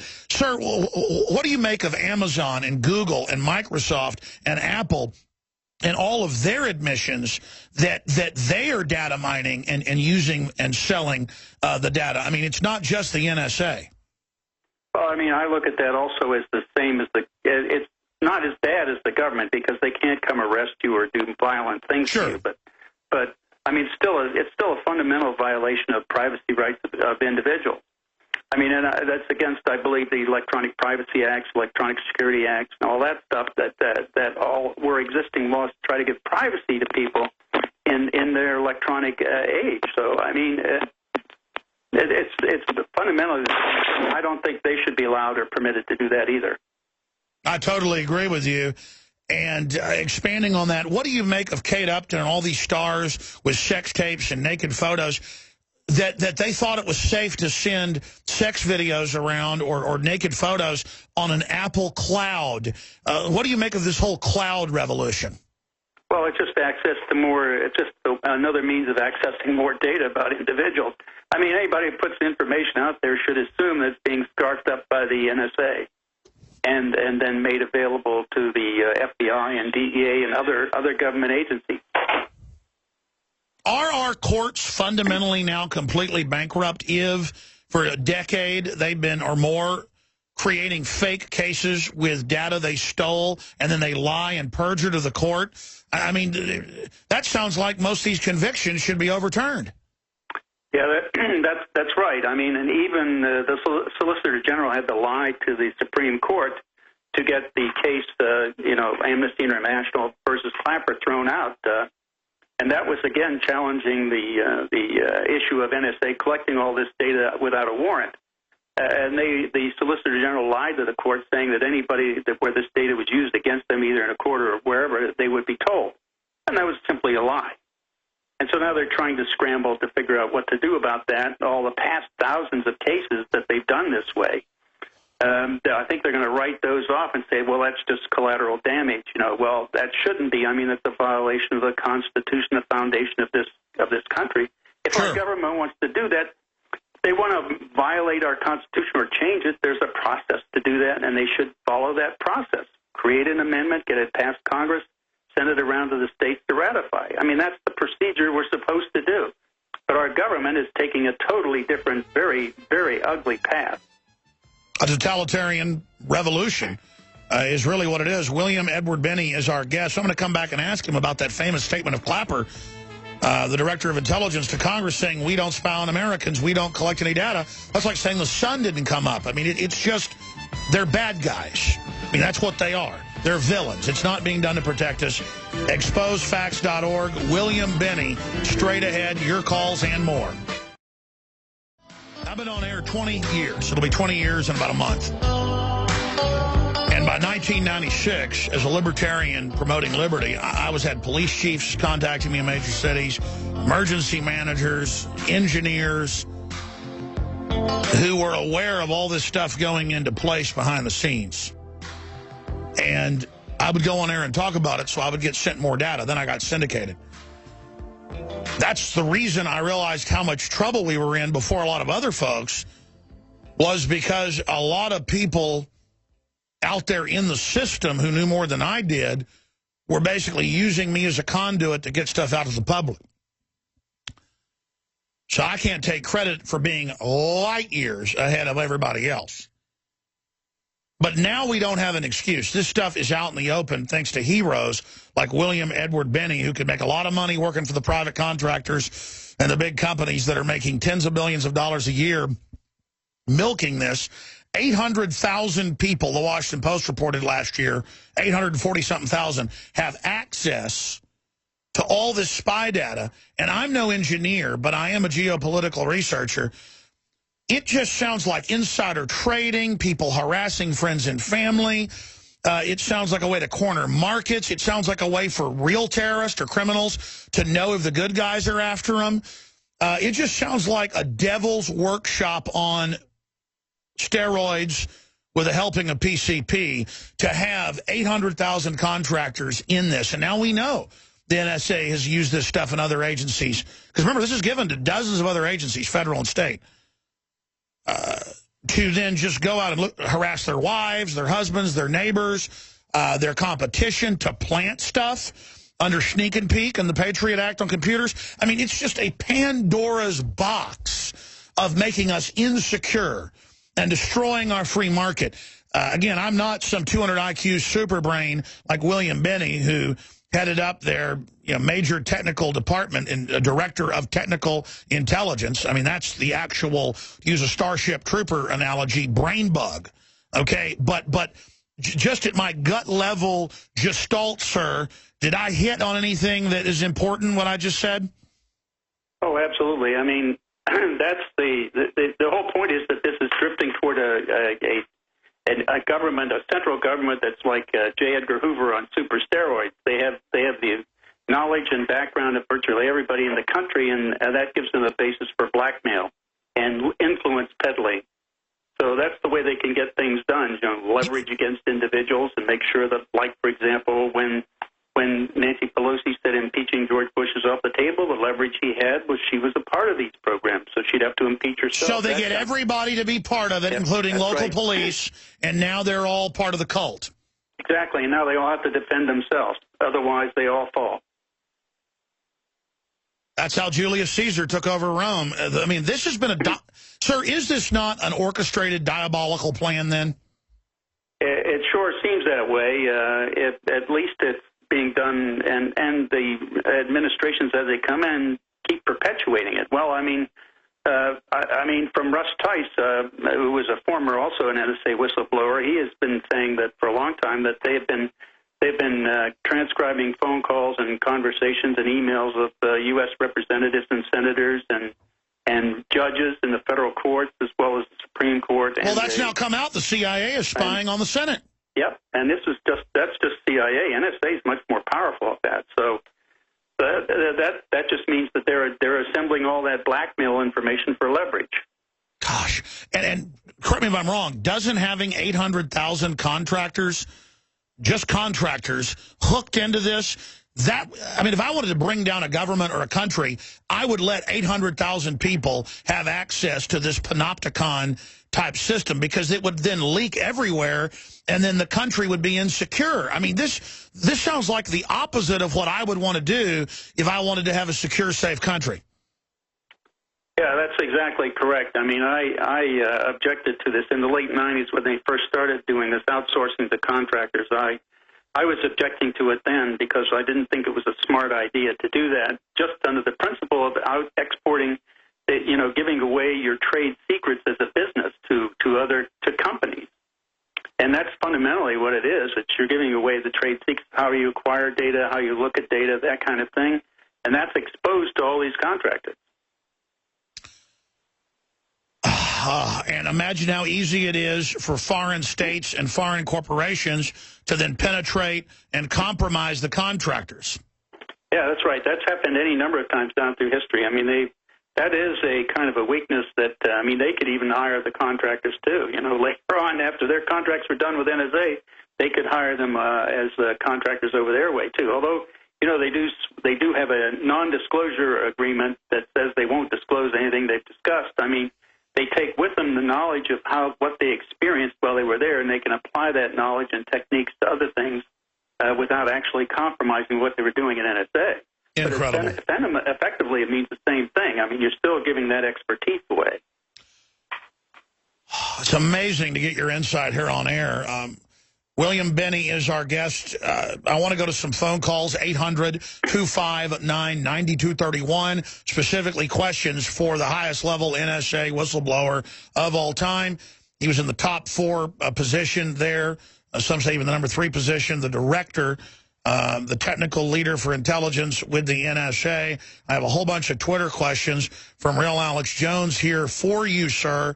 But first off, anything else you'd like to add before we go to these calls?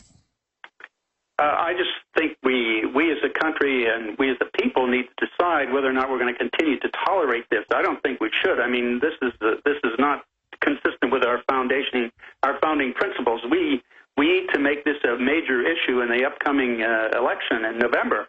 And when the politicians come around to solicit your votes and talk to you and all, you should raise these issues with them and say, look, if you don't start facing up and starting to live and protect and defend the Constitution, we are going to fire you. And we need to pass that message to them very strongly. Otherwise, they're going to sit there and drift along and do whatever they want to do. You have to threaten them with their jobs. That's the only thing that will make them do anything. That's what I think we need to do. I mean, I don't see any other way out of this. Sure. I totally agree with your statement there. R.C. Patterson asked on Twitter, he says, Mr. Binney, any advice on how to mess or scramble the profile data with NSA is doing on us, i.e. web credit, purchase, etc.? I would just say everyone always thinks about how to get around it. How about we politically change it and stop the whole thing that's wrong? But until we get there, what would you do to protect your private information? Actually, I do absolutely nothing. And the reason is because there's I'm a target, and so there's virtually nothing I could do anyway. So anything they wanted to get from me, they could actively attack my computer to get it, or do other sneak and peek kind of invasions of my house, like the FBI normally does. They do sneak and peeks to implant things in the house to listen to you and all that kind of stuff. So I know I'm a target, so therefore I don't really try to do anything at all. In fact, I don't want to, because I want them to know everything I'm saying about them. I'm the same way. I have the exact same policy. Yeah. Well, so I really don't know what anybody could individually do. I mean, I wouldn't. As long as you don't make, as long as you don't become visible to them for some reason or other, they won't target you. I don't think they'll look at your profile. But if you do something that they irritate them, why, they'll call up your profile and start looking at you, though. So I don't, and I'm not sure really. I mean, you could try to use Tor. Tor is an annoyance to them. That's it helps anonymize what you're doing on the web. That is some impediment. It causes them some difficulty. If they target you, of course, they can go around that.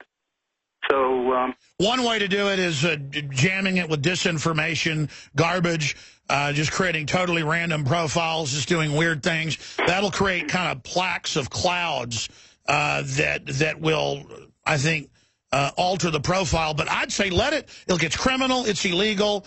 And have the profile full of stuff exposing them so they're aware with their sample rate just how many people are awake to them. Yeah, that's what I try to do. I make sure anything I say, if I refer to them, I refer to them in a way that makes it perfectly clear what I think of them. Well, it's organized crime in a revolution against our civilization. I mean, do you agree with that statement? They have organized in a racketeering operation to openly violate everyone's rights en masse, lie about it, get caught, and keep lying. Well, that certainly is an analogy that would work. I mean, I don't think they've taken the final step, like they haven't done what the Stasi does, like incarcerate you, but they discredit you and kind of try to embarrass you and get you out of the way. They just don't put you in the gulag or something. You know, that step has not been taken yet. Well, I mean, that they're starting to try. Yeah, that doesn't mean it can't be. Absolutely. Look at Dinesh D'Souza and his film. Yeah. Let's go to a phone call. Again, William Benny, who is a real hero, is our guest. Catherine has a question. Go ahead. Yeah, actually, I do. I have a question for Mr. Benny. I'm from Canada, which is not from USA, but like geopolitically speaking, I'm scared that Russia's going to like trench over the border. There's no oceans. There's no nothing to stop them.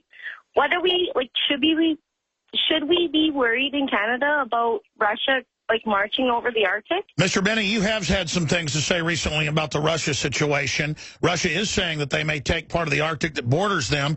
I don't see Russia in an offensive mode right now, but maybe you can correct me. No, I don't. But this is also one of my I'm actually an NSA advocate, okay? But I'm an advocate in the form of doing the right thing. Now, what's happened is when they went to this bulk acquisition of data that's diverted the effort and intensity and investigation into areas that aren't relevant to anything that's important, and that takes away from other areas like being able to watch the militaries of the Russians or any other country. And it reduces the capacity to do intelligence and to acquire and smartly assemble intelligence about those targets. So that's hurting our ability to understand what they're doing or what they're intending to do.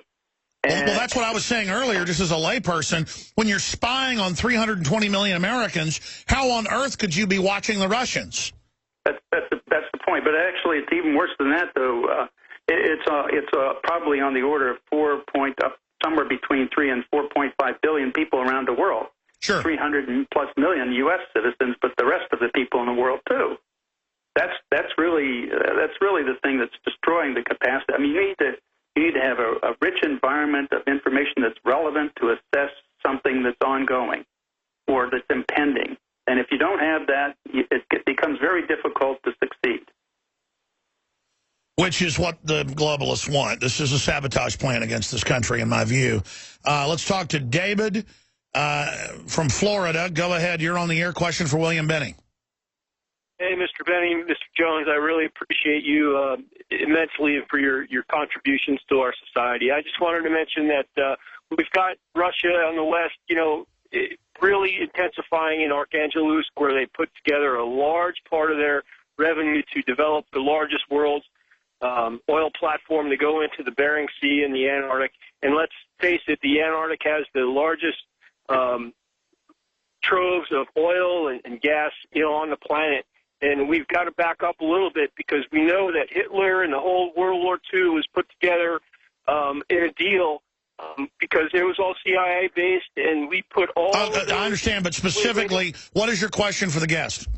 My question is this. We put together all of those Nazis into a place called Little America 4 in Antarctic, and I just want to know what you think the outcome is going to be, because the end game, I think, is actually that the Russians, when the end game comes, they're going for Antarctica because...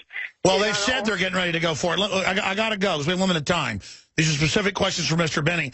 You did join the intelligence professionals earlier last week, I know. I'm looking for the article, and basically came out and said that ex-NSA director, U.S. intelligence veterans write open letter to Merkel to avoid all-out Ukraine war. What is your take on Ukraine and Russia, sir?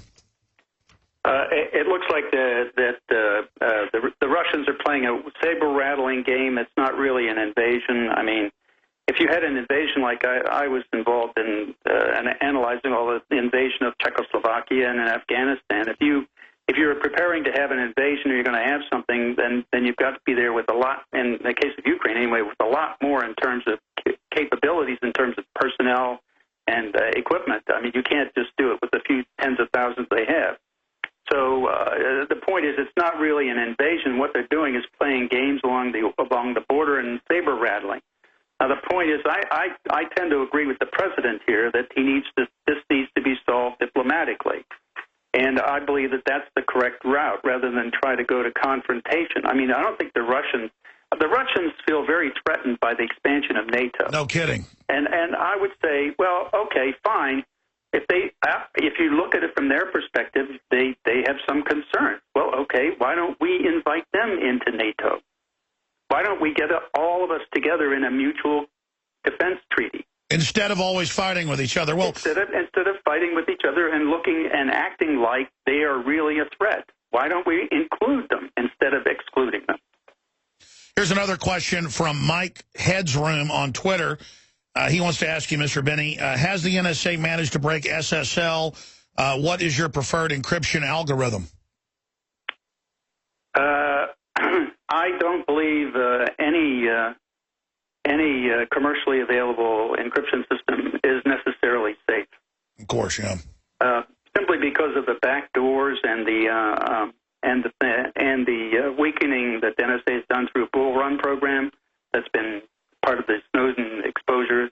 They had the Bull Run program to weaken all the encryption systems. That simply meant they give them weaknesses in the keys or in the way keys are generated. Well, don't they just pressure the developers to give them back doors? Yeah, that's right. Yeah, that's right. And that's how they get it. And my point is that you can take some very simple, you could use whatever is commercially available as a kind of a community cipher that you could use. But underneath that, you have to come up with some variation of your own, so that when they go through assuming that they have the right keys and everything when they're breaking all these things, they end up with a mess. Wow. So that it's basically layers of complexity is what I'm and one of those layers can be a very simple thing, like you simply take the binary stream of a text that you're trying to encrypt and just transpose the bits in a pattern. And that destroys the integrity of the text. So that even if they have the correct key coming through the different layers of encryption for you, they still end up with that transposed mess, and they can't recognize it. So that's one way of that I had proposed of defeating bulk or the brute force attack on a system, just assuming a whole trillions of keys and going through keys and trying them to see if you get any partial text. Well, in that case, if you do that bit transposition, that destroys the integrity, so that any partial text you would get under any key assumption under that brute force attack would be absolutely wrong. Amazing. Stay there. This is incredible. We have more questions straight ahead. How secure is Black Phone and more. Stay with us. Full broadcast. Mr. Benny's agreed to do 5 more minutes with us into overdrive to finish these phone calls. Tyler, Lance, Melissa, C, Lee, and others that are holding. I got a bunch of questions that have come in at Real Alex Jones on Twitter, but look at this CNET News headline. Robot couch can drive you to the fridge and back, as if this country isn't already obese enough. Next, they're going to have toilets in the couch, like Idiocracy. People need to really wake up and stop just going along to get along. And just because the majority of folks want to be decadent slobs doesn't mean the rest of us have to be slaves to this. William Binney, top NSA whistleblower, is our guest. Truth, Justice, Liberty on Twitter, handle Occupy Earth Now, says, do you know anything about Israel having direct access to NSA data? I know some of the phone company caller ID systems do go back to Israel, and then that goes back to the infiltration via contractors by other governments. William Binney? There are, of course, international relationships, and of course that's been published again by the Snowden material that they have relationships with Israel. But in general, any exchange of information between any of those parties is done separately. It's not. No one has free access to one another's databases. Those things are held kind of privately. If they want to share something, they put it off on a separate data set so that they can access that. So it's not, they don't have direct access. Sure. We just saw the hack of the Apple Cloud. I wonder if there's been hacks of the CIA or NSA that we don't know about. Well, supposedly they have a closed network. You know, that's what NSA claims they have. And I think for the most part they do, but, you know, it's really, I mean, how many things are certain in this life? You know, that's the problem. They have very bad documentation of their network. In other words, one of the main things you have to do to ensure cybersecurity is you've got to have good documentation of your network, and that will tell you how people could access any of your components inside your system. And then you need to define what you want to protect, and then you surround and build within your system a protection system, you know, covering that. But those are two things that most NSA agencies in the U.S. government do not have. They don't have a good set of documentation on their network. Sure. Plus, a lot of the really chips. Don't know. Sorry. Go ahead. But I mean, they have designed it that they wanted it closed. Now, whether it effectively is another question. Okay. Absolutely. Yeah. Wow. I can't really say for sure what is and what isn't there. Tyler in California, you're on the air. Go ahead. Hey there, gentlemen. I had a question for Mr. Binney, and obviously I have probably a million questions I could talk to him. It's fine. Go ahead and throw your question out. Most important thing, but the anniversary coming up of 9/11, I think that we need to look into what's going on with the continuity of government. And I'd like to know Mr. Binney's opinion. If Sure. What about coup d'etat by COG, kind of a reverse Valkyrie? We know that FEMA and others have basically set up their own governing system in the name of COG, but then that can be used to have a coup against the people. Well, I, of course, would certainly not hope that would never happen. I mean, you have to do, of course, you have to have ways and means of protecting yourself. That's for sure. I mean, and I believe that for example, the Congress has a police force that guards them, and which, in case of CIA, if they really wanted to do something that I don't think would be effectively an effective deterrent. But most of the people I know in CIA or any of these other organizations, at least the people at the working level, would never tolerate any kind of move like that. I mean, these people are really, most of them are very dedicated, honest, patriotic people. They would never do that. Exactly. Like that. They're compartmentalized, though. Yeah, it's the management of these agencies is a real problem. Absolutely. How do we deal with that? We're going to come back in 1 minute in overdrive. William Binney, you are listening ExposeFacts.org is the whistleblower website with he and other hero whistleblowers. Today. William Binney, ExposeFacts.org. Very exciting talking to Mr. Binney. He might be able to write a book soon, and can't wait to have him on about that. William Binney's our guest. We're taking phone calls. Lance in Washington has a question. Go ahead very quickly, please. Yes, Mr. Binney, thank you for being an info warrior for this planet. You're a true patriot. I was just wondering if the Obamacare and all the other agencies, do they actually know what their right hand is doing, the left and the right hand? That's a good question. I mean, Obamacare admittedly surveils all your medical records, and it just seems like everything is some new data snoop. Yes, I don't believe they have. It's not really. It's such a mess. I don't think they're really that coordinated. But I think they've certainly they certainly are trying to do something, but I think it's again a matter of collecting information on individuals. That's really what their whole objective is. So, I just think they're not very competent individuals at doing this kind of activity. I really don't. I don't think they have the competence to do it. End Prism on Twitter asks you this question. He says, is PRISM a weapon against the people of the United States? How is it a weapon? I would expand that question and simply say, is the NSA now basically operating as an enemy of freedom in this country in a corporate government management coup of the nation? I would say they are fundamentally, if you look at it from a constitutional point, that's exactly what's happening. All right, there's your answer. Let's go to Woody in Washington, one of the last callers for William Benny. Go ahead. Yes, sir. Mr. Benny, what's the extent of spying on our foreign leaders like Merkel? I know some news came out about that when Merkel was being spied on. And secondly, are you familiar with the program Main Core that was instituted under the Reagan administration? I'm sorry, could you say that? He wants to know about Main Core. Main Core. No, I'm not familiar with that, but as a general rule, leadership is always a target. So the leadership of basically any country in the world is always a target. And I think as their security will tell them that they are a target and warn them to ensure that they're covered, and also provide the means to help them secure their communications. I mean, they even had Bush take his own toilet around with him because foreign governments wanted to get that.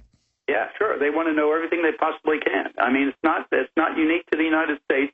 Every country, every government, every leader of the world is targeted. All right, one last caller. Sorry to Melissa. We're going to C in Texas. You're on the air with William Benny.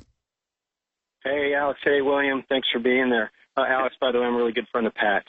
Mr. Benny, do you feel it will ever get to a point where the fact that it's so easy for people to go in and manipulate data and possibly change up all sorts of facts on people's Facebook pages and social network sites, where it just becomes so obvious to everybody that there could be plausible deniability by those people that they're actually spying on to come forward and say things so they're not blackmailed anymore?